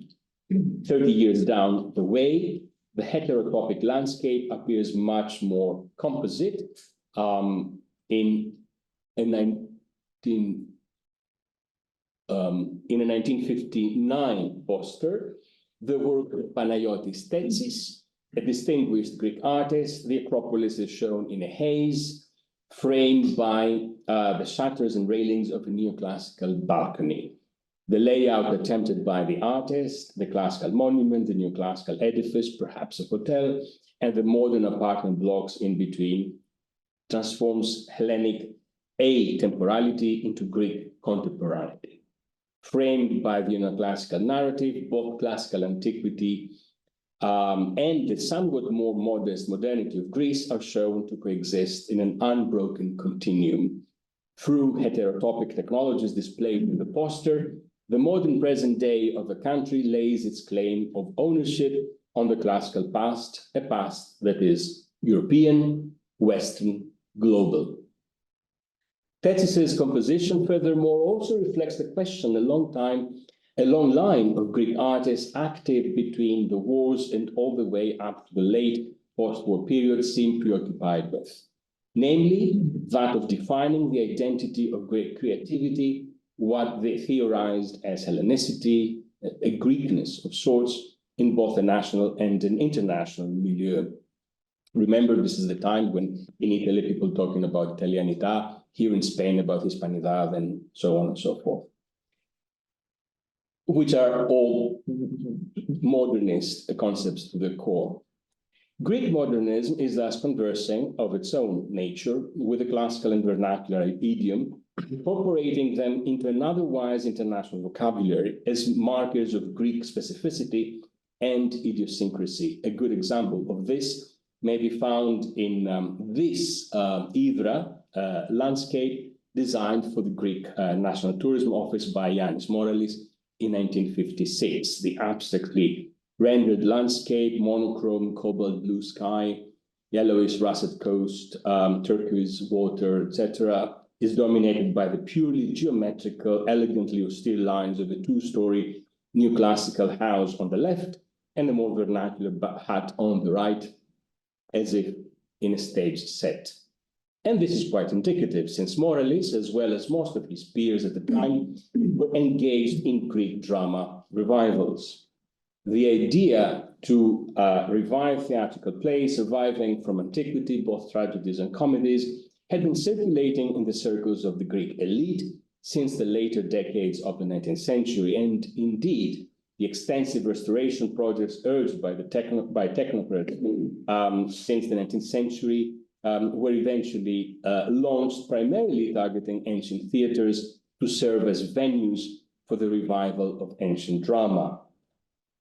The Herod Atticus Theatre in Athens and Odeon, the music hall of the Roman period, not a theatre as such, was being used for such performances, bound to attract the attention of the interest of foreigners, as the state authority was predicting long before it was massively reconstructed in the 1950s. Soon enough, the Greek tourism organization was proposing annual revivals of ancient drama for dollar-paying tourists. Actually, this was an actual idea back in the 1930s that admission to such shows should be charged in dollars, not drachmas. And archaeologists, philologists, and theater companies were happy to oblige. Once again, the impetus had come from Italy, and specifically the Syracuse Festival of Classical Drama, with its first production, Aeschylus' Agamemnon, staged there in 1914. A few years later, in 1921, the established Greek actress Marika Kotopouli attended a revival of the libation bearers in Syracuse, where she herself performed parts of Iphigenia in Tauris for a selected audience. We read in that paper, actually. Following this, Kotopouli vowed to revive ancient drama in Greece itself. An ambitious revival of the Oresteia was staged by her, both as director and protagonist, and her company in 1924 at the Herod Theatre, in honor of the regent and future emperor of Ethiopia, Haile Selassie, who was visiting Greece. 10 minutes. Sure, yeah, okay. Right. Kotopouli went on in 1927 to stage Hecuba at the Panathinaik Stadium in the presence of Ettore Romagnoli, the Italian scholar and impresario who was behind many of the Syracuse revivals. The allusions of the play, dramatizing the plight of Trojan refugees in the hands of the Achaeans following the fall of Troy, were certainly not missed in Athens of the late 1920s, struck by a new refugee crisis of its own and the plight of the Greek evacuees from Asia Minor following the so-called Asia Minor catastrophe of 1922. With such gestures, daring and avant-garde as they may have seemed, Greece, or rather the Greek intellectual and political establishment, attempted to come across as dynamic and progressive, promoting a contemporary culture that would appear classical in content, though modern in execution, nationalist and global at the same time, what Dimitris has accurately described as aggressive nativism.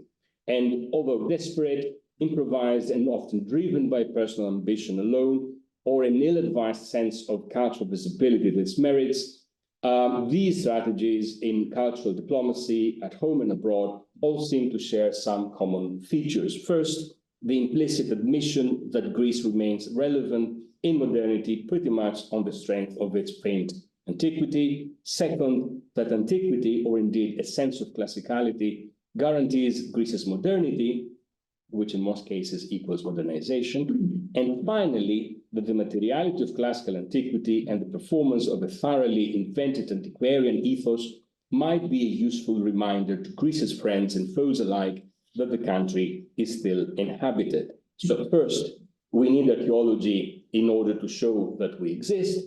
Second, we use it to show that we're still relevant, that we're still here, and we still matter. But where does this leave the discipline of archaeology itself? Archaeologists were usually called to curate the events or groom the props, as it were, for such strategies if they were not the instigators of such policies themselves. For example, in 1930, there were ceremonies in the Panathenaic Stadium, and it was a bunch of archaeologists, members of the committee, professors at my university actually, who designed these performances based on the materiality of Greek art, including, again, Minoan, and so on and so forth. So all this goes to tourist growth, all this goes to an attempt to show that Greece is still relevant, that the Greeks are still there in the famous landscape. But tourism is always the idea behind these gestures. So let me take you to my last case study, 5th of June, 1955. During a press conference at Athens' emblematic Grand Britannia Hotel, the Greek public were informed that 20th Century Fox had decided to film a boy on a dolphin on the Greek island of Hydra. Based on a novel by David Devine, the movie was meant, according to producer Samuel Engel, who led the conference, to make Greece known to America, a plan apparently conceived by the company's president, Greek-born Spiros Skouras, in collaboration with John Purifoy, once the American ambassador in Greece. Italian upcoming actress, talk about crypto-colonialism, Sophia Loren was cast in the leading role of Phaedra, a local island girl, a Greek girl, making her living through sponge diving. Alan Ladd and Clifton Webb were cast as the film's two leading men, while a lesser role was given to Greek actor Alexis Minotis, who allegedly had encouraged Konstantinos Karamanlis, who, as Greece's on and off prime minister in the turbulent 1950s, was looking for ways to boost the country's tourist economy, to get in touch with Skouras in the first place. So it was sort of coming full circle. The movie was directed by Romanian-born Jean Negulescu, already acclaimed for his earlier work, including the 1954 hit Three Coins in the Fountain.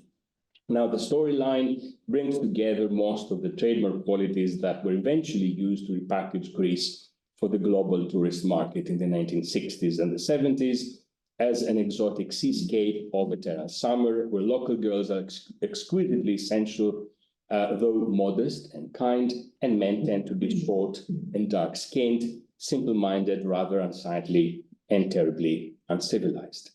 More often than not, ancient ruins and less so Byzantine chapels may be seen to dot the background, forming a large part of the cultural and social life of the natives. The story is that Phaedra finds an ancient statue. A good American is trying to, a bad American is trying to steal it. A good American is trying to rescue it. But of course, what we're seeing is like a very long video clip on Greece and its treasures, including a long and rather pointless opening sequence where all these islands are showing that are not part of the plot at all.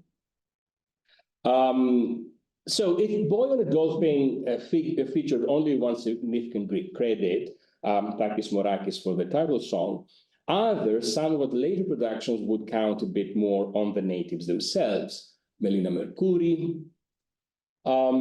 most notably, was perhaps cast as an anti-Lorraine in Never on Sunday, released by United Artists in 1960, directed by Jules Dessin, an acclaimed American director, and Melina's devoted husband. I mean, he was her lover at the time, but anyway. The film was conceived as a vehicle for her as much as for Greece. In Dessin's own script, Melina, playing a Piraeus prostitute, famously resting only on Sundays, is thought to represent the purity that was Greece in the eyes of Homer Thrace, an American classicist and intellectual, played by Dessin himself, who came to Greece to find the truth. Ilia, the protagonist, needs to reconnect with Greece's glorious past and the truth lying in the writings of the Greek philosophers. So, according to the script, she needs to embrace reason instead of fantasy, morality instead of immorality. So, in films like Boy on a Dolphin and Never on Sunday, despite their many differences, Greece is stereotypically portrayed as part of the Orient, a place isolated from the global mainstream, as a locale requiring Western attention, reconstruction, even redemption. And here I'm quoting Edward Said. So, just 1 minute, yeah. So, it came to pass that Greece eventually was recognized as a land of melancholic songs and passionate people, of odd-looking and sounding dances drenched in cheap, badly acidic wine, which somehow tasted outlandish and inviting.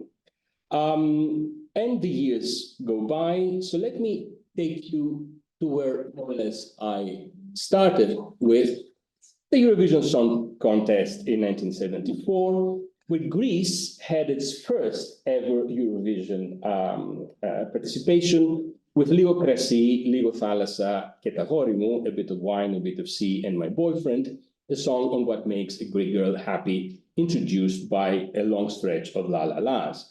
And yes, that was the year when ABBA won for Sweden with the Waterloo. Now, I don't really know what Benny Andersson and Björn Ulvaeus, ABBA's leader men, may have thought of Marinella and her bouzouki melodies that April night back in 1974. However, these two were destined to give to the world a rehashed image for Greece's exotic self, with their jukebox musical Mamma Mia, first produced in 1999, and then turned into a movie. Mamma Mia is a movie interested in the myth of Greece, but not in any Greeks in particular. The word Greece actually in the movie appears is had only once.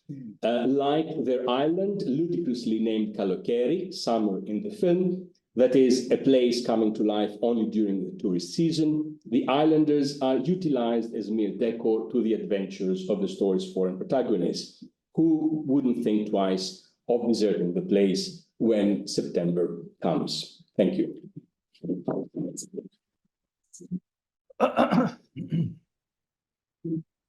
Thank you very much for all three contributions. All three have not great interest and have raised many questions for me. We will now begin the discussion. Please allow me as moderator to take the privilege of opening it with some questions for each of you. They may very well, questions that are too general or too broad. Please do not feel pressed to answer all of them or to answer them completely. I think it is sufficient if my questions suggest some aspect of interest for you to comment on. So for Fernanda, unlike the case of the Spanish HAE, which was promoted by progressive sectors within the framework of a parliamentary monarchy, Portuguese HEN arose within the framework of a dictatorial regime. Was this contrast somehow reflected in differences in the characteristics of both institutions? Second, you have qualified the HEN as an independent agency. This is a discussion we have already had in the previous workshop, but what does independent mean more precisely? I wonder if for these kind of institutions, it would not be necessary to forge a special denomination. I think that in Germany, they use the concept of intermediary organization or something like that. I don't know if the correspondence would be exactly this. Third question, your paper links HEN with Europeanization. In perspective, are there variations throughout the history of HEN and successors in terms of the relevance given to constitute an instrument of Europeanization and in the meaning given to the concept, for instance, considering the dictatorship democracy axis? And the last one, can a political reading be made of the various changes in the HEN's name? Now, some questions also for Toni. The first, you link cultural diplomacy with the formation of leading minorities. However, I would say that it was understood differently what a leader was in the case of men and of women. How could we define what was meant by leading human minorities? What were expected to lead? Was there any element of intersection between the two conceptions, those of leading men's minorities and women's minorities? Another question is in the same line. Were there divergences between what National Socialism thought that women could manage and what Phalangism was willing to do? Are such divergences visible in the documentation? My third question for you is, and among Spanish Phalangist women, were there aspirations to broaden the areas in which they were allowed to lead?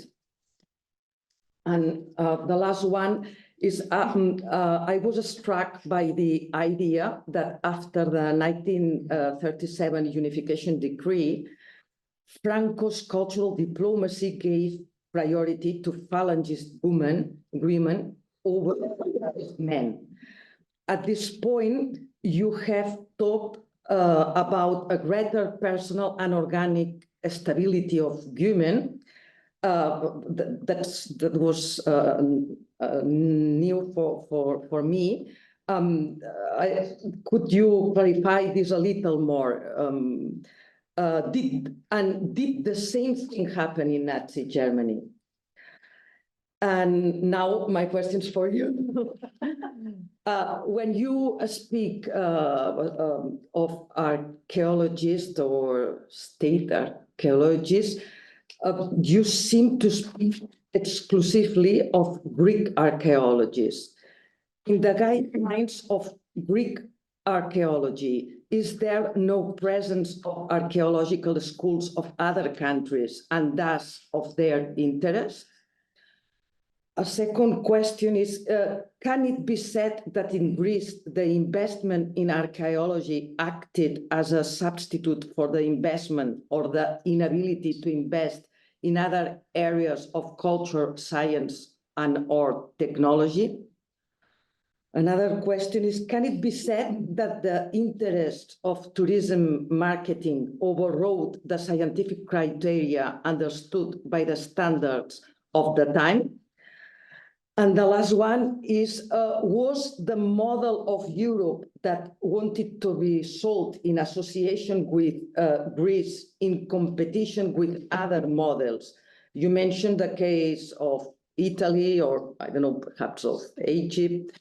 If so, in what terms was, well, Egypt, not Europe, sorry. If so, in what terms was this competition manifested? And I don't know if you. That's it. I will stay here. My answer to your second question is yes. So you could, yes.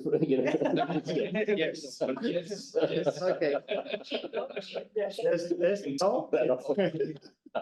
All the boxes. We'll try to organize the discussion. Who starts? Do you want me to? Oh, wonderful. Marcel, please. Fernanda. Let me use my red pen to check also. No, first of all, thank you very much because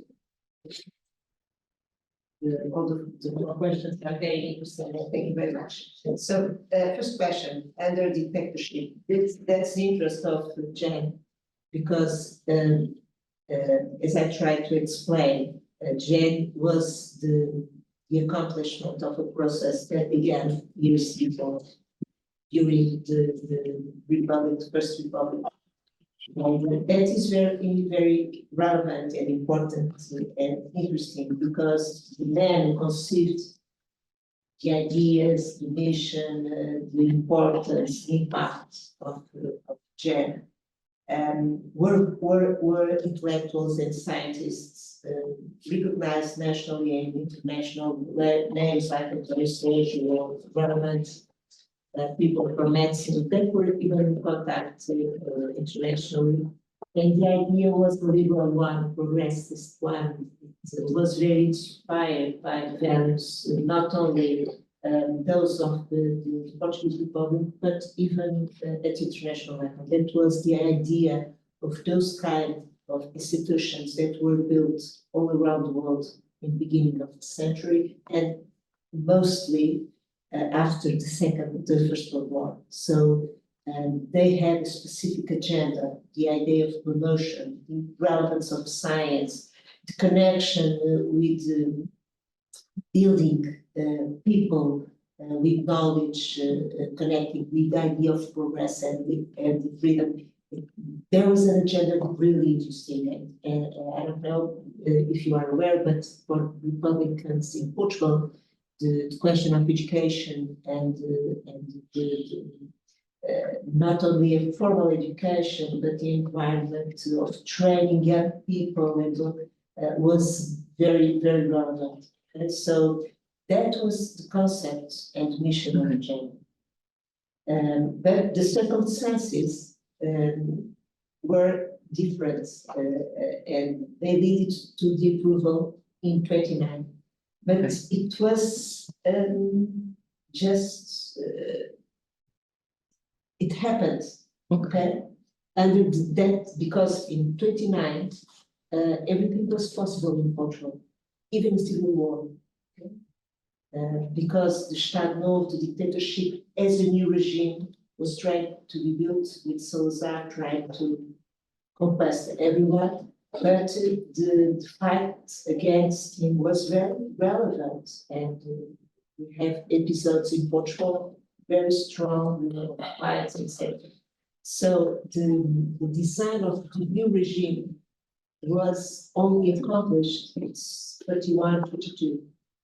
And that's why the reason that Jen was engaged and absorbed by the new regime. So, and he kept the name because it's very, it's almost an hypocrisy, but it happened.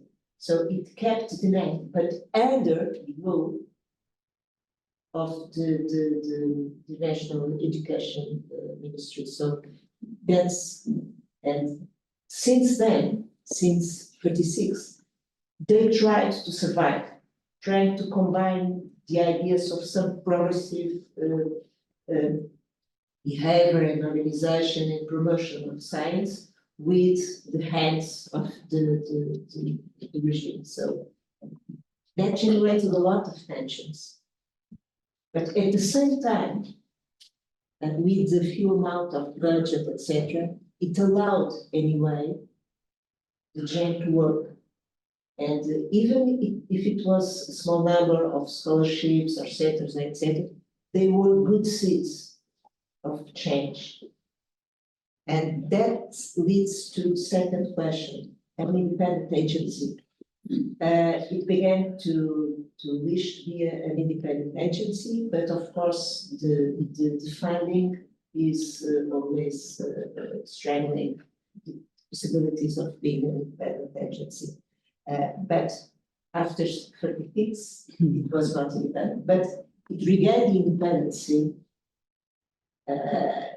after 52. But there were a lot of movements once against others. So it was, yes, it in part, it participated in the idea of organization. If we can talk about Europe and cooperation in Europe, in Portugal before the revolution, because once again, Estado Novo had this kind of behavior to join certain movements, but with a lot of enormous resistance. So we went to Europe, we went to European movements, but we really didn't want to go. So even at these movements of after the Second World War with the European cooperation, so Salazar didn't really believe in multilateralism. He hated cooperation, but it had no chance to survive without it. So what happened?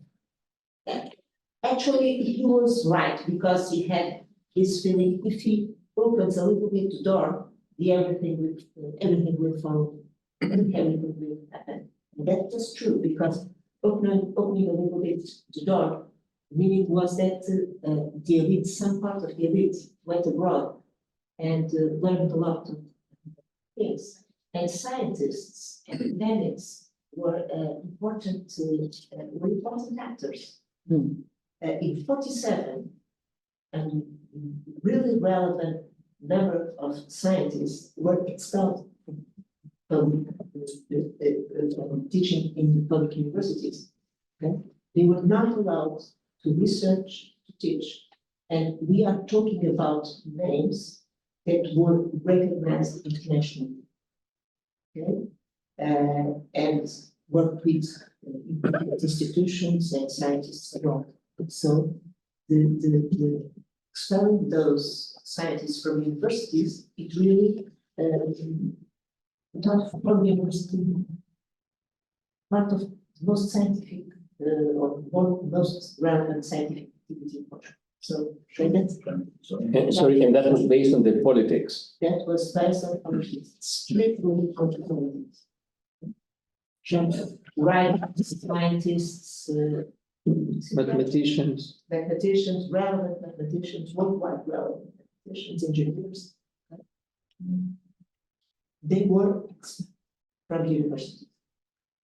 They were against, because after the war, it emerged some kind of opposition, democratic opposition, not communist opposition, okay? Because the Communist Party remains in the clandestinity during the first time of the regime. And after the Second World War, it emerged some kind of democratic opposition, not communist, with names of the young generation that would build the new Portugal, namely Mário Soares. Okay? He was very young, but with some movements right after the end of the war. And the expectation of these movements was that in the new international order, with the victory of democracy, the dictatorship was decided and then, but it didn't happen, quite on the contrary. Okay? You know. So, anyway, those men were important. As some technicians under Marshall Plan, under the technical system, etc., they were important ways for modernization of the country. And modernizing and changing things in the country, it's a way to promote democracy or to fight against dictatorship. Portugal had one thing very different from Spain, and that is very relevant. because Spain, after a while, decided to modernize the country. When? After the Second War, a little bit, and in the end of the Franco. If you compare, I know that it's not very explicit, but if you compare it with Portugal, you will see the difference. In 51, 53, not only Portugal was an agricultural and rural country, but against some movements of industrialization, Salazar has this speech talking about bread and rural activity. Okay? And in the program that was approved inside and outside the country, it was very clear saying, if you have any presumption that Portugal will turn to be an industrial country, don't think about it. Okay? So in Portugal, we had also one tool, one political instrument that was the industrial conditioning, that only with the allowance, with permission of the government, you could change, you could build a new industry or even change capacity of production of and factory. So you could not industrialize the country. Okay? And that was the paradigm. That was the idea. So when those movements of economic modernization, etc., try to find a way in the end of the 50s, those technicians who learned during the war and after the war and in Europe, etc., even against the will of Salazar, they tried to find a way. That's why, for instance, Leite Pinto was the secretary in the beginning of jail. He was the first reader that was he was in Sorbonne, was the first reader from Portugal.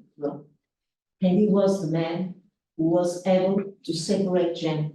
And that's why, because it was not anymore possible to live with gem, it was necessary to separate waters and to build a new agency for science.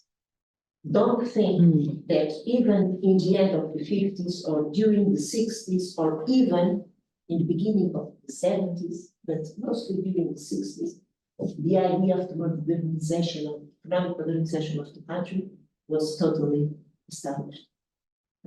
So those scientists, those men were very important, but always in a certain level. Regard that it's quite paradoxical, because you want a rural country, we don't have competence, ability, industry, and at the same time, we build 10 centers for nuclear research, really. And we really built a nuclear agency. So Portugal in these 50s, 60s is built with this kind of contrasts.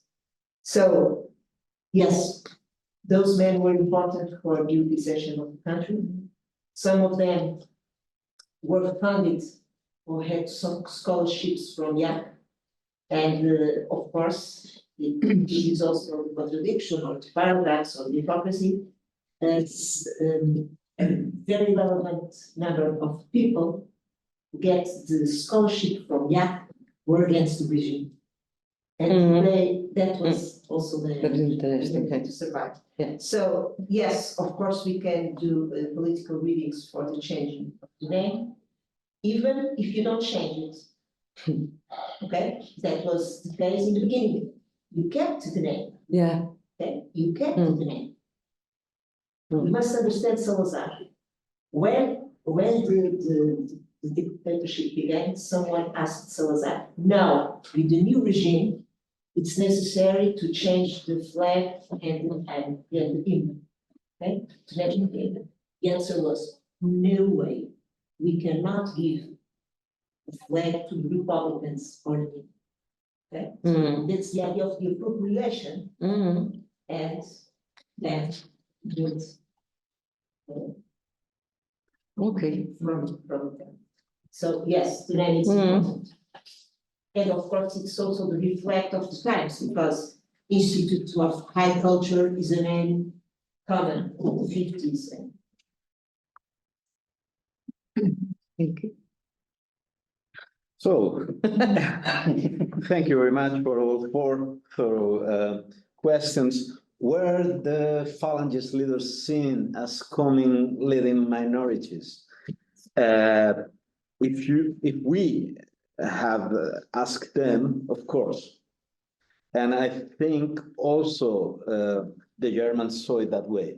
Otherwise, why in a situation of lack of currency, in which Germany was at that time, would they invest so much money to let Spanish women form and educate in a fascist way in Germany? And perhaps the Phalangist men themselves, and above all, the Francoists themselves, at least at the beginning, were not very convinced of why these women should go to Germany, but they were very much busy with the war. So it's also the war was also important in that way. They thought of themselves as leading minorities because of the multiplier factor I talked about. Some of the Phalangist women traveling to or going to Germany must sign before the departure a compromise of staying at the organization at least 2 or 3 years. Otherwise, why also to form them and to spend the place that the vacancy where they were occupying if they were leaving the organization soon afterwards. And at the beginning, at least, I think one of the quotes I put on my presentation was about, of course, we went there to learn. There was another a continuation. It was no vacation. It was no holiday. I mean, they had to justify themselves as women traveling in times of war to abroad to another country, that they were there working, not having a nice time. And also perhaps that's the reason they underlined, they stressed that they were working from Monday to Saturday. Question 2, there were differences between Nazi Germany and Spain when looking at fascist women. Of course, there were. Some of them, if you look quiet, if you observe the sources, you would find it between the lines. For example, modesty. The relation with the own female body was one of the main topics. How long should be the skirt? Above or underneath the knee? There was a problem with the monthly magazine of the Sección Femenina when they picture in a classical way, as the old Greek way with old clothes, that when dancing you could see the knee, and they were wearing shirts, the tirantes. I remember. Strips. And you can see the shoulders too. And a month later, they have to apologize and put in the second page of the next issue that it wasn't. That's the tension between Catholicism and that's the point. Yeah. The point is it was due to the religious pressure in Spain, which were looking very. The Vatican was looking very. Paid a lot of attention in relationships, because these relations were focusing on 2 of the main social groups, also focused by the Catholic Church in the interwar period, the women and the youth. Catholic action for both of them. The modesty was one of them, and German monthly magazines and Spanish monthly magazines showed the same group in the same place, at the same place, with different uniforms. The sports uniform or not the sport, or the working days uniform. And the Germans were quite more open to even to female nudity. And what was also silenced, and you have to look to the sources and see what it is, and also see what it's not there. It's what they wouldn't talk about, and that was in the case of the Falangist women. They didn't mention at all anti-Semitism in Germany, which Falangist men did and paid a lot of attention to it, of course, consciously. Spanish women, the Falangist women didn't talk about anti-Semitism. It wouldn't exist. Although if you look at it, it's not connected anymore. When one of the pictures, if you look at it, you would see at the back page of the magazine or of the newspapers they were reading, you could see a David star, a Star of David there. So they were reading material. I mean, they were reading German material. It should be anti-Semite at itself.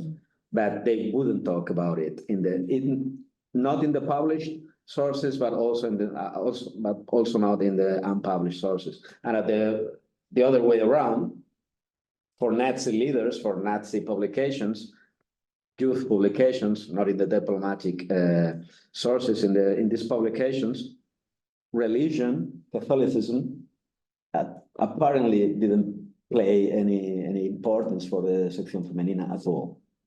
So they were silencing what they were, where they were different, if you want to put it that way. They have aspirations to broaden areas, of course. For Pilar Primo de Rivera and the Sección Femenina, everything having to do in the New Spain with women, they should be in charge of. And this was at the beginning in the war with Frentes Hospitales, an issue, because they were women working in Frentes and the national delegation of the front lines and hospitals. Afterwards, they had an issue with the social help, the auxilio social, because they were Falangist women and they were not part of the national delegation of they had an independent national delegation, and at the end, these were by hitherto, these were issues with another Francoist or Falangist women. At the end, they accomplished what they were looking at the youth level. They took from the youth front the female section of the youth front. In 1943, de facto, in 1945, not by chance that year, de jure also, the female youth depended or went on to depend on the Falangist women's section. And was it not widening or aspiring to broaden areas, working not only on the Spanish level, but also on the European level? They were geographically, not only in the functional way, they were geographically, they were so self-conscious, they would trust themselves to co-direct the future female youth in fascist Europe. And this is in the pure sense, geographically, in the space sense, it is broadening up their areas, the space of their world. And last but not least, I must have misspoken.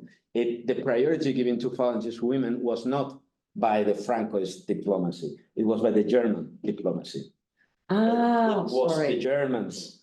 Sorry. It was the Germans who said, we don't know if we send Falangist men to Germany, where will they be in a matter of months?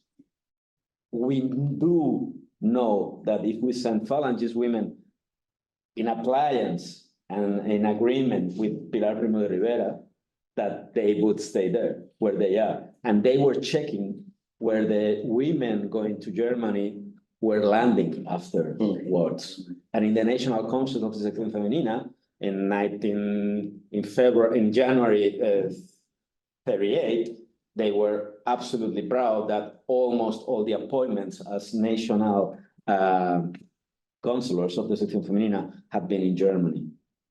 And it was, I mean, surprisingly for the Nazis, it wouldn't be any problem that they were women, so long they were not intellectual women. That would have been a problem. Well, you have already answered one of the questions. Two of them, I don't remember. But anyway, the first one is a very important one about foreign archaeological schools in Greece, and it ties with crypto-colonialism.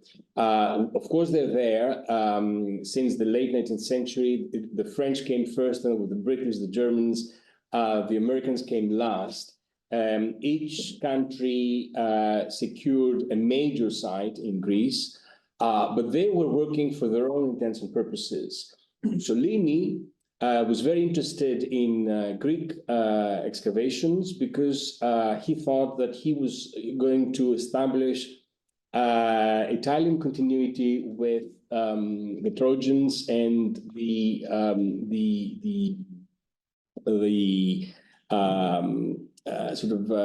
native links of the Etruscans and the Italians with the Anatolians, because they came, according to myths, going back to the 5th century BCE, they came via the Greek islands, like my home island, Limnos. That's why you have them in the 1920s excavating on Limnos to find the Tyrrhenians, the Italians. The Germans, of course, they did a different kind of archaeology. They were interested in the Aryans, white supremacy, white race. So, of course, they were interested in the Kerameikos, they were interested in Olympia. But all this is crypto-colonial. They're not interested in Greece, and especially in the period we're talking about between the wars and even until the 1970s, they're not interested at all in what the Greeks want to show and for themselves. The Americans, they excavated in the Athenian Agora, wanting to establish their own national ties with democracy. And this is how it was sold. This is how it was sold first to Rockefeller, paid for the excavation, and then to everybody who cared to listen, that the cradle of modern democracy, the states, are excavating in the cradle of the ancient democracy, because that is our model. So all this is very archaeopolitical, all this is very interesting, but it has nothing to do with the Greeks themselves. As you said in your second question, yes, indeed, archaeology, classical antiquity is promoted heavily at the expense of anything else. Professor Adamopoulos just mentioned it in passing. And Kostas' government tried to change this. Our friend Mersini was Minister of Culture, and she was always complaining that the way things are structured at the Ministry of Culture, all the money goes to archaeology because archaeology is very expensive, excavation, restoration, all that. So there's nothing you can actually do to rebalance this and give some money, divert some funding towards modern art, contemporary museums and all that. But everybody will think, and people in the street will still think in Greece, oh, you have to deal with antiquity. And although I'm not one to say that, oh, Greece is special for that, and this is a Greek idiosyncrasy, whatever, every time I speak to my Italian friends or my Spanish friends or even my Turkish friends, they say, no, we used to do that. We used to think that antiquity, classical antiquity was important. But, well, the Italians, of course, after Mussolini, they don't dare to talk about the Romans anymore to that extent. So, yes, there's a heavy imbalance there. What was the fourth question? No, you have, it was related, but because it was, if there was competition with other models of Europe. Yeah, we mentioned Egypt. Sí, sí. Obviously, this is not very systematic. And you have those initiatives like the Ministry of Foreign Affairs because of politics. I didn't touch upon this today because it comes after our period, after the 1990s, with the Macedonian question and all that. But even before that, before, during, and after the Greek Civil War, the sort of the right-wing establishment, the right-wing fractions in Greece try to promote archaeology for political reasons within and without the country and within the Balkans, because the Bulgarians are doing the same, the Albanians are doing the same. So you know, they're all part of that. So Egypt was a good model in the 1970s for this exhibition. They tried to follow it. That's why they changed the law, and which was a major move at the time. Italy has always been the model because Italy had the tourists before tourism was even a thing. Italy was doing the restorations. Italy was doing the dramatic revivals. So all came from Italy, and of course it makes sense because Italy is Western, Egypt, Turkey, whatever are Eastern, and we don't want to be part of the Orient. We want to be part of the West. So this is how it worked. And you have people in 1844, it was Pitakis that said, oh, you know, we must follow the example of Italy. In 100 years later, in 1935, is Mano says, oh, you know, you have to do what the Italians are doing. They hadn't done it in the meantime. They were just, yeah, I don't know what they were doing. So, and even later, and when the Metropolitan Railway was the metro, the subway was dug in Athens in the 1990s, there was a major crisis again. What are we going to do with the antiquities? And then, of course, they came up with the idea to preserve some of them in the metro stations, and it was a big success. But there was a great field of tension for years and years and years. And now this has come up again with Thessaloniki. But this is something that you find in many other Balkan, sort of Southeastern European capitals and other, you know, Sofia was the same problem. I think in Bucharest as well, the idea that we have to go forward, we have to have new roads, we need to infrastructures, and so we can't be doing archaeology all the time. We have enough. It's enough is enough. Okay. Do you want to ask? Sí. Yo no sé, a estas alturas, yo no sé si después de tus preguntas, si lo preguntamos exhaustos, así que, bueno, dejarme una reflexión, pregunta en español, ¿me dejáis? Porque me ha interesado mucho el tema de Fernanda. Fernanda me ha dado permiso para preguntarte en español. Porque es verdad que el caso portugués, ya sabes que yo me he dedicado mucho al caso español en cosas parecidas. Yo he analizado diplomacia cultural, diplomacia pública, diplomacia científica. Pero en el caso español no hay un organismo que se ocupe de las dos funciones, como en el caso de Portugal. Entonces, digamos que los frentes están un poco más divididos. La política cultural exterior se dedica más a una afirmación nacional en el exterior. Mientras que la política científica, diplomacia científica, se dedica más a captar conocimiento del exterior para transformar, para transformar lo que ocurre en nuestro país, ¿no? Entonces, es sorprendente porque parece que están muy cerca, pero hay diferencias notables, ¿no?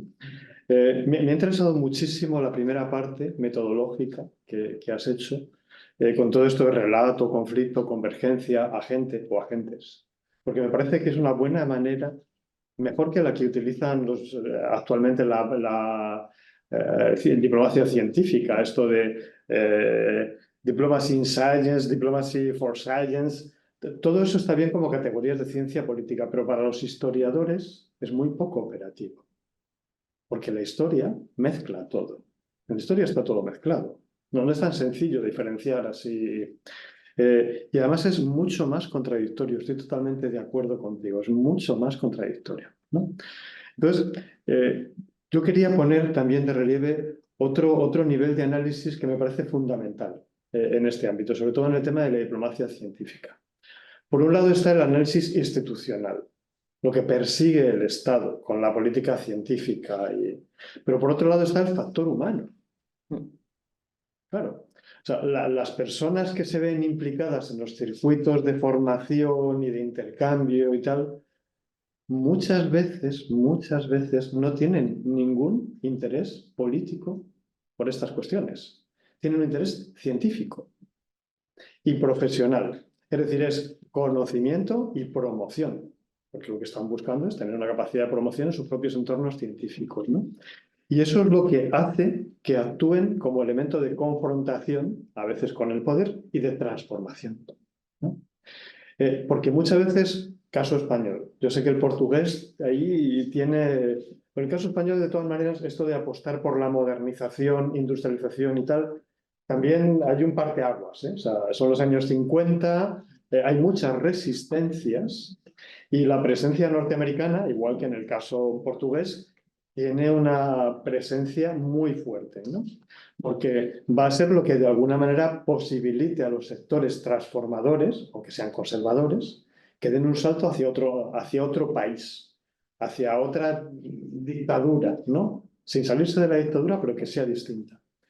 Y eso hace que en el caso español, por ejemplo, pero a mí me llama mucho la atención cuando decías, las investigaciones nucleares están en el ámbito del mismo organismo que se ocupa de la política cultural. En el caso español, no. No. De hecho, en el caso español, la política nuclear y la política del espacio, por ejemplo, están en manos de organismos que dependen de los militares.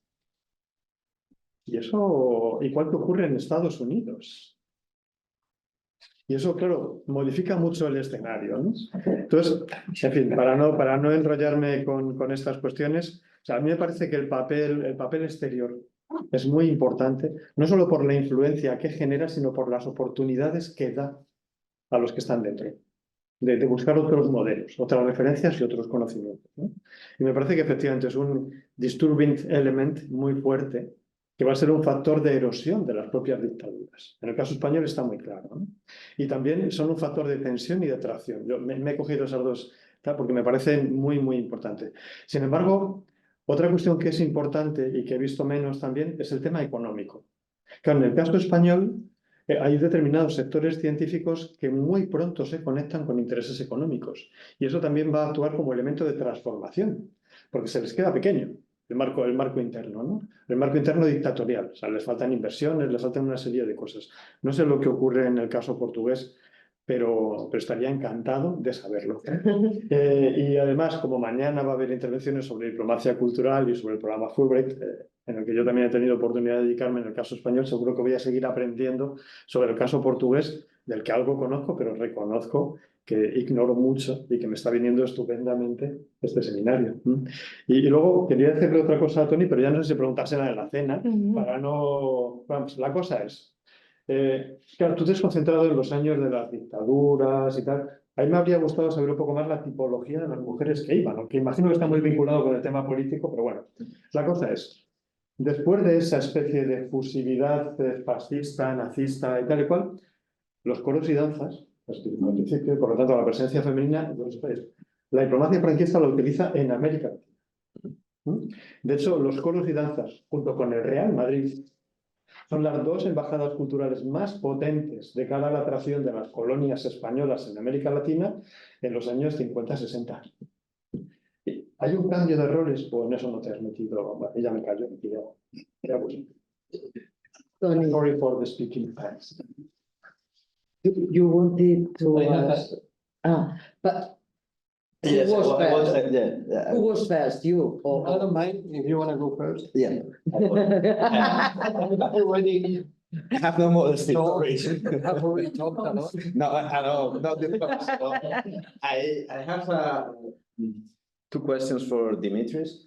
Ευχαριστώ for your presentation. I just learned it. I already found your abstract very, very appealing, and now your presentation just not only just but followed up. I couldn't stop while listening to you. I couldn't stop thinking on it. It is everything about national identity. It is with the. It just came to me was were the first democratic governments in Greek after the dictatorship trying to legitimize themselves by delivering to the Greek society like a kind of national pride linking to the national heritage, and now looking abroad, to what extent most probably are the different Greek governments just in quotation marks delivering abroad the self-image they think foreigners are expecting to find while visiting Greece or while thinking on Greece, just to be accepted in the post-war community of Western countries. Because in your abstract, you talk about Greece cutting links with Southeastern Europe after 45, and just like reinventing itself as a Western country, almost geographically isolated from the Western world. Yeah, yes. First of all, that's the point of crypto-colonialism, the fact that you adopt for yourself a self-image, a world image forged by others. And the reason they do this is to control you and to sort of discipline you. It goes back far more than this, because in the second half of the 19th century, there was a very strong discussion, there was a debate between scholars, historians, and intellectuals in Greece, whether modern Greece was a revival of classical antiquity or something after the gap of Middle Ages, what we call Byzantium, or a continuation, whether it was continuity or not. Some even debated the fate of antiquities. What shall we do with them? Should we restore them, throw them down, and build new buildings, whatever? Once the archaeopolitics narrative prevailed, coming from the outside to the inside, the travelers, the intellectuals, the scholars, the archaeologists, the schools, then that debate was settled. And within a couple of decades, Byzantium was incorporated in the narrative as a part of the middle link, the missing link of the sequence. They were not talking about race. They were clever enough not to talk about race. They don't mention blood, but they talk about spirit, about intellectual affinity, blah, blah, blah. And that was settled in the 1880s. That's it. After that, you have new generations of scholars, of intellectuals, following also the national adventures and misadventures with Turkey mostly, and then the wars, the civil war. And so this idea of Greekness is redefined and reinvented. Antiquity is always there, sometimes as a model, sometimes as a mold from which modern Greece emerged. But when it comes to tourism, when it comes to advertisements, when it comes to politics, like Greece's accession to the European community at the time, ancient Greece suddenly comes back, and it's always an ancient Greece, a Hellas,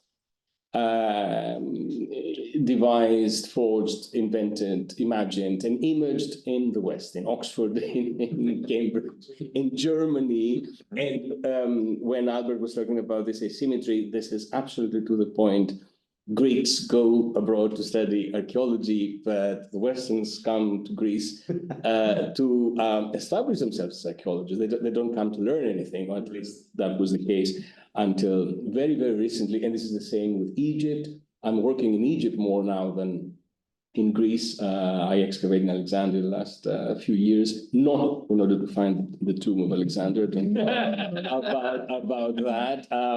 But the idea is that we are more or less the first or the second generation of scholars actually working on these parts ourselves.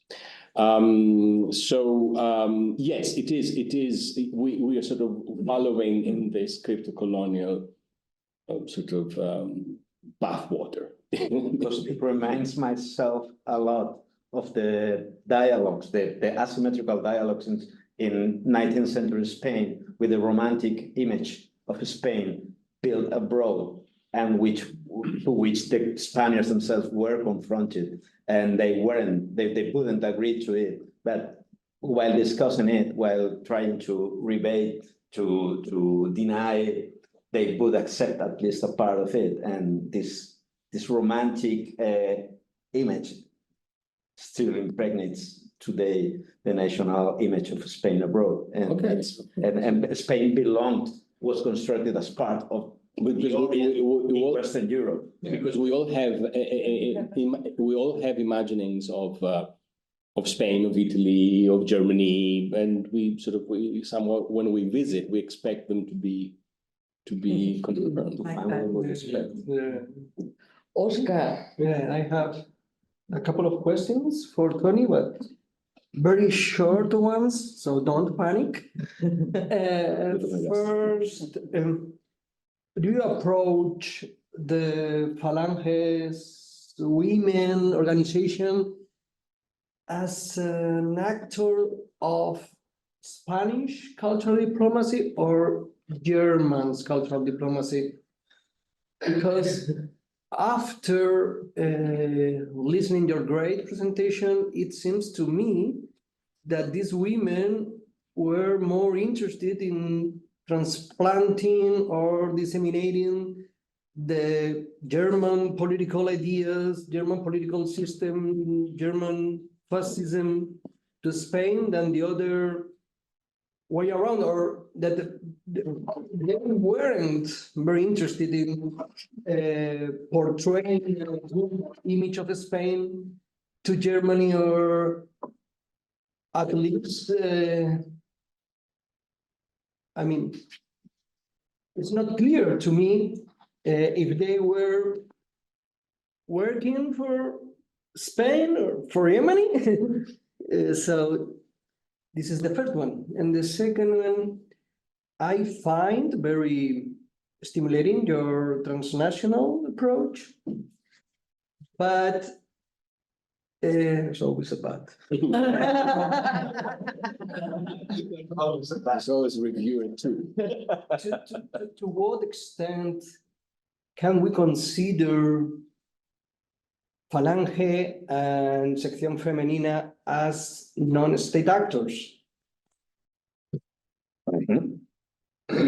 So, yeah, this poses to me like, I mean, to apply this transnational approach to Sección Femenina, which is a part of the Franco's state apparatus, or I mean, how do you theoretically tackle with that, or face it, or try to, I don't know if Okay, I explain myself. thank you very much. These are the questions I answer after the dinner, right? Aren't they? Or during? No, afterwards, after everybody's done. You want to say something about this or not? I mean, I wanted to say something. Okay, to Lorenzo's question. I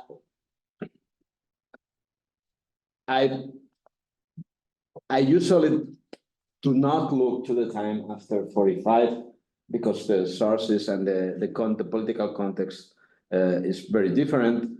But my hypothesis is that the Sección Femenina was confronted in 1939 to the attempts to make it disappear, to demobilize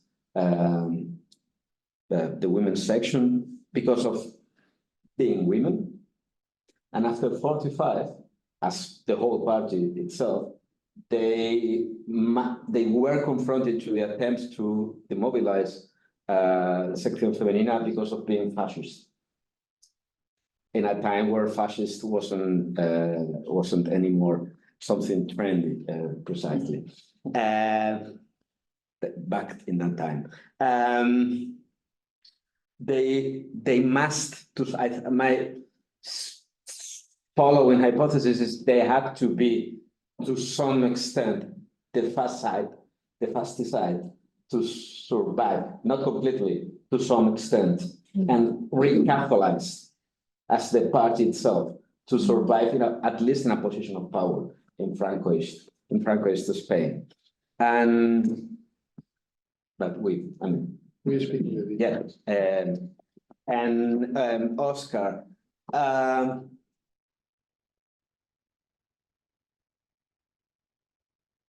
Those are very good questions. The first one, can it be both ways? Yeah, could be. Because they were the Sección Femenina was probably, it is considered by nowadays historiography to be one of two most fascist organizations in the fascist party, together with the youth front, with the youth organization. And it was indeed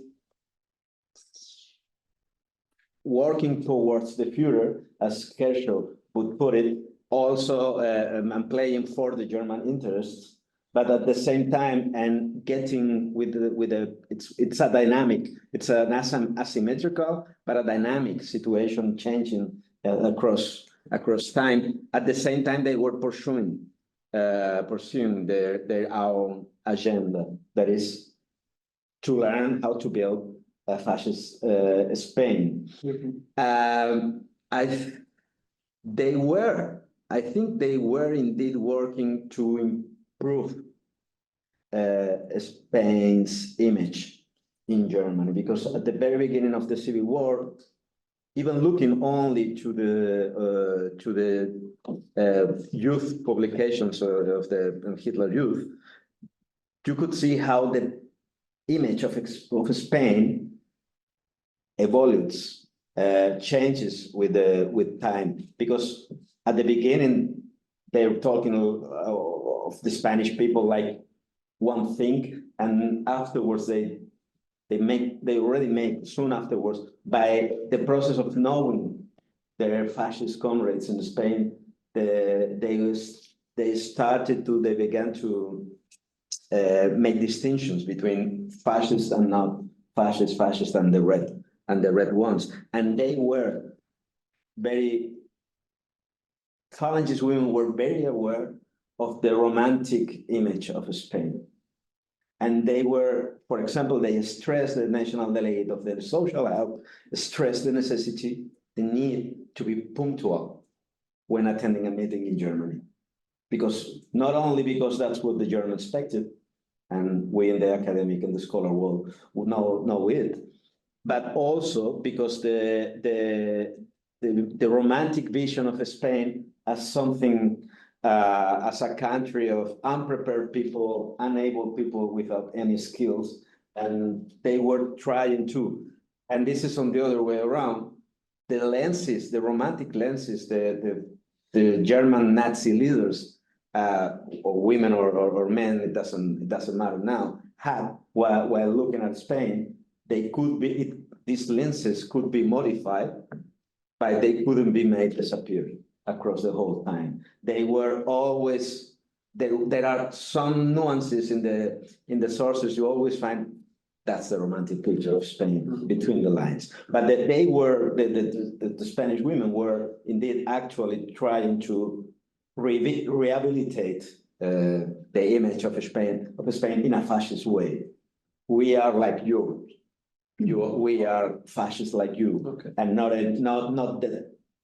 that image of the balcony of the house of the 19th century where women doesn't trespass the house door to go to the public sphere. And the second one, that's a very interesting question to which I must admit I didn't pay any great attention. But I think Sección Femenina is a state actor. It's a women organization of the single party, but I think the Spanish case is not right the same as the Italian or the German case. The position of the single party in Spain and the composition itself of the single party in Spain after 1937 is not right the same, very much the same as in Germany. And I have no doubt the German women leaders or the male leaders for that effect are state actors. They were, but they are state actors in a polycracy world where the power is per itself. There's always a concurrence between the state, the German state or the Spanish state or the Italian state and the party. In Germany, the party won. In Italy, well, yeah, it also won. In Spain, the party didn't. I mean, you only have to look at the national flag, at the national. And I think it's a very legitimate question. It's a very interesting and not easy to answer question. But I think you can still look and analyze the Sección Femenina as a fascist actor, not exclusively as a state actor.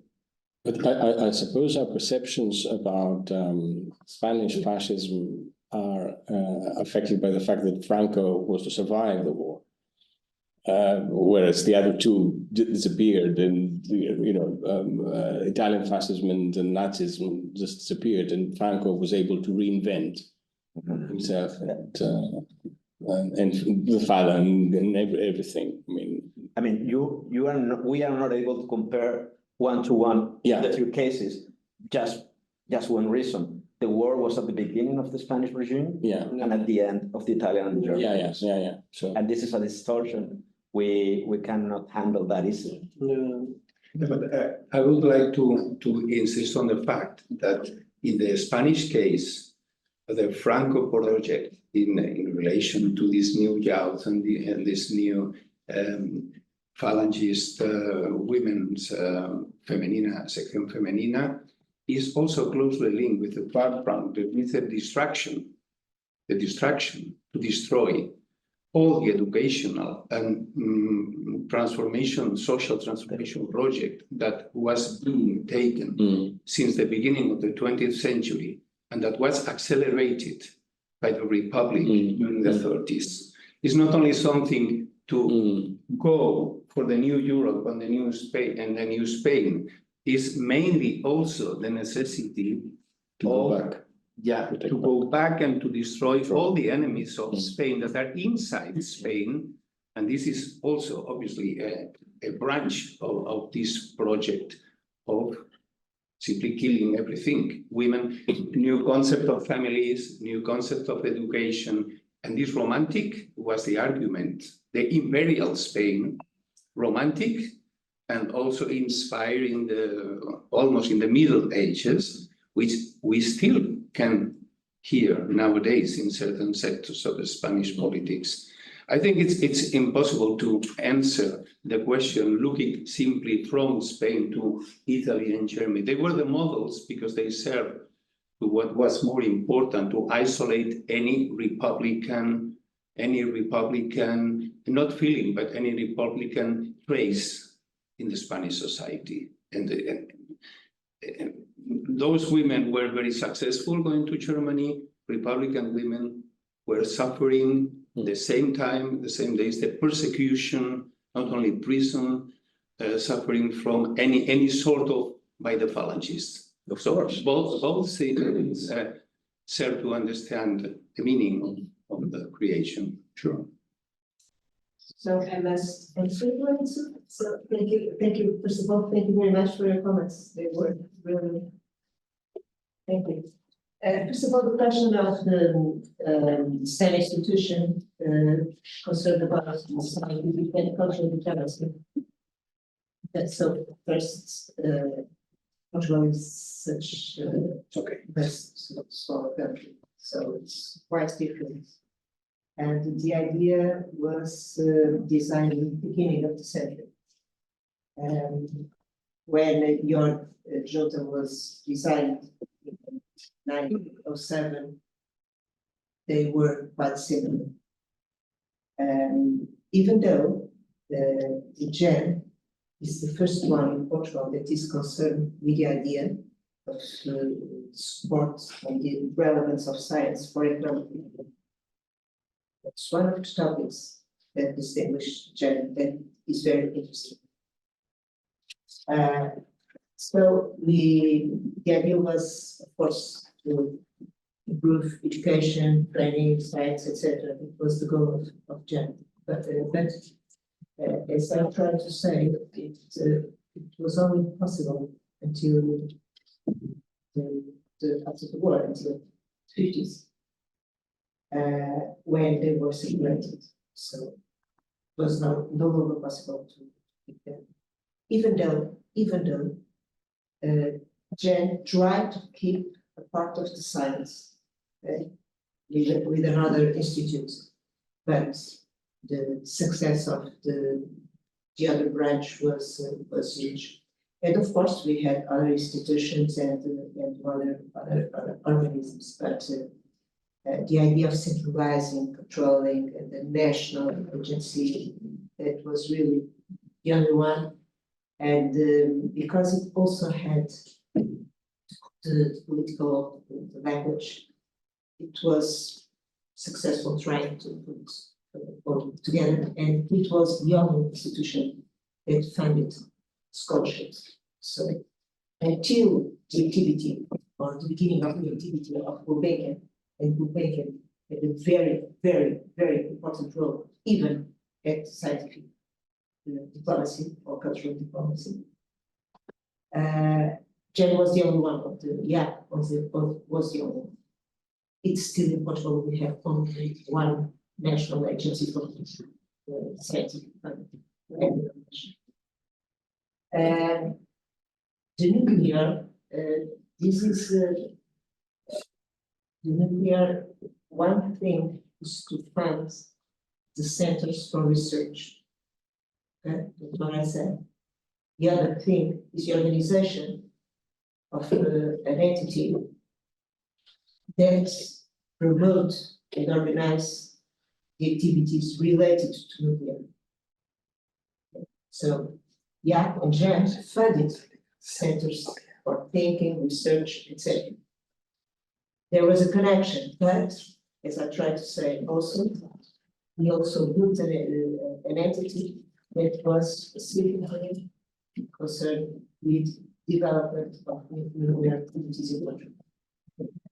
And the junta for nuclear energy, it was separated.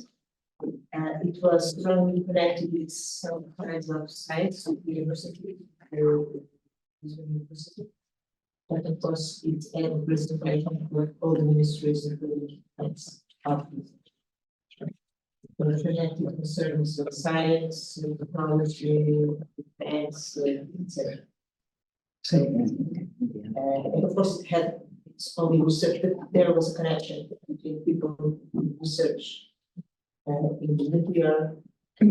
Most of them belong to the Universitat. Those were the guys that developed the nuclear one. Another topic, the question of the states. Marshall Plan, or the impact of the Marshall Plan, is directing development. And it even also opened the door for the European approach. But for the regime, it was only yes, Israel. As I said, Salazar hated states. This is a big difference with Spain. Yes, it is.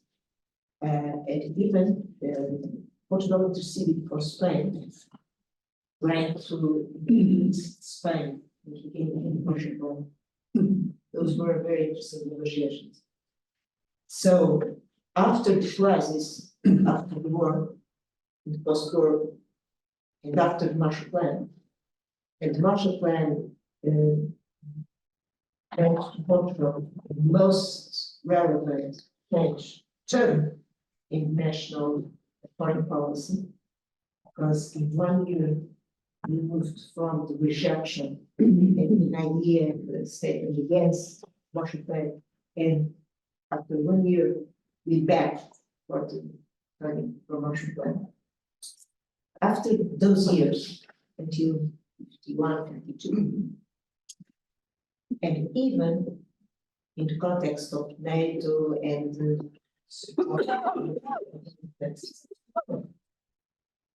position for Portugal regarding the states, and complete with the same position. So even in economic terms, same policy, commerce, etc., it was only those 3 or 4 years. And because it was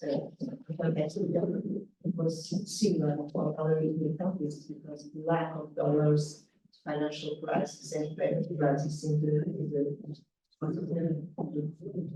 explain. So once it was possible for Portugal to escape the space, that's what we joined NATO with the same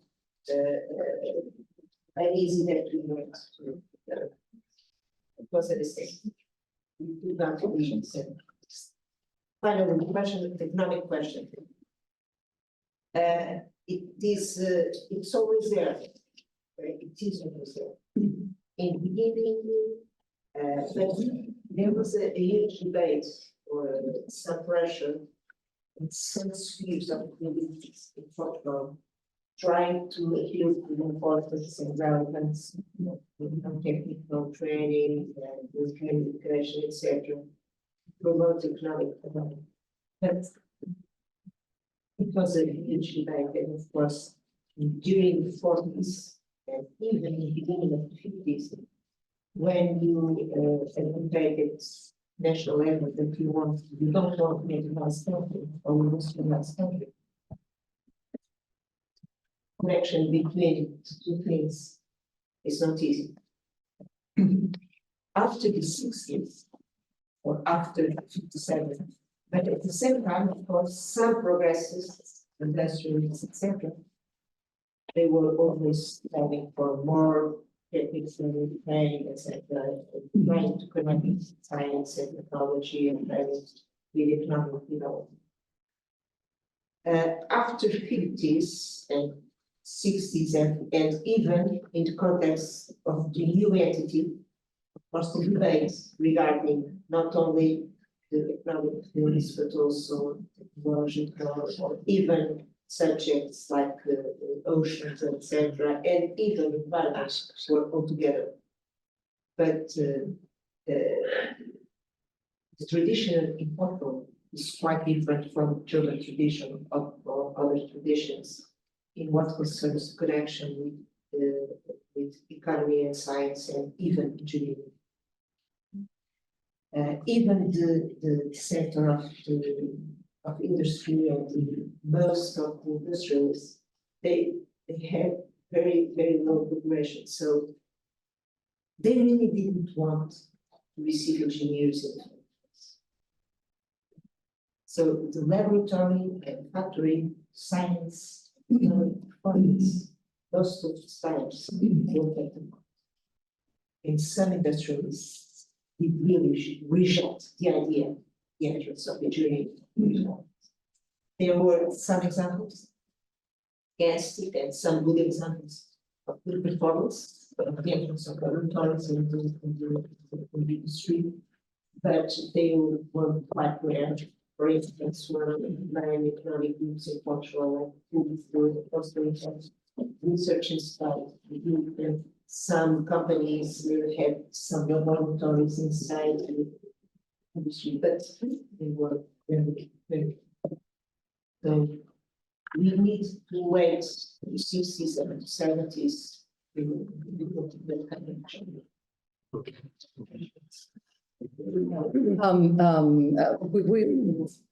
close. Let me so brief as a I can, only to add to reinforce the arguments of Toni for Oscar's question. One thing is, you asked about if it was a one-sided cultural diplomacy. What I would add is, well, you would say if I am right or not. I would add is, money came from Germany and its first initiative also, but Germany was also interested that Spain gave a good image in Germany, to have a good image in Germany, because they used as a cultural diplomacy instrument to develop in Germany a Spanish culture. So that, and this was a possibility for the Spaniards to make cultural diplomacy. So it's a moment of Hispanism growth in. And the other one, about a state, not a state, I would say one thing. To add to what Toni said, they wanted to be a state, the Phalangists, and the Germans wanted that they would be the state in Spain. So I was the moderator and I used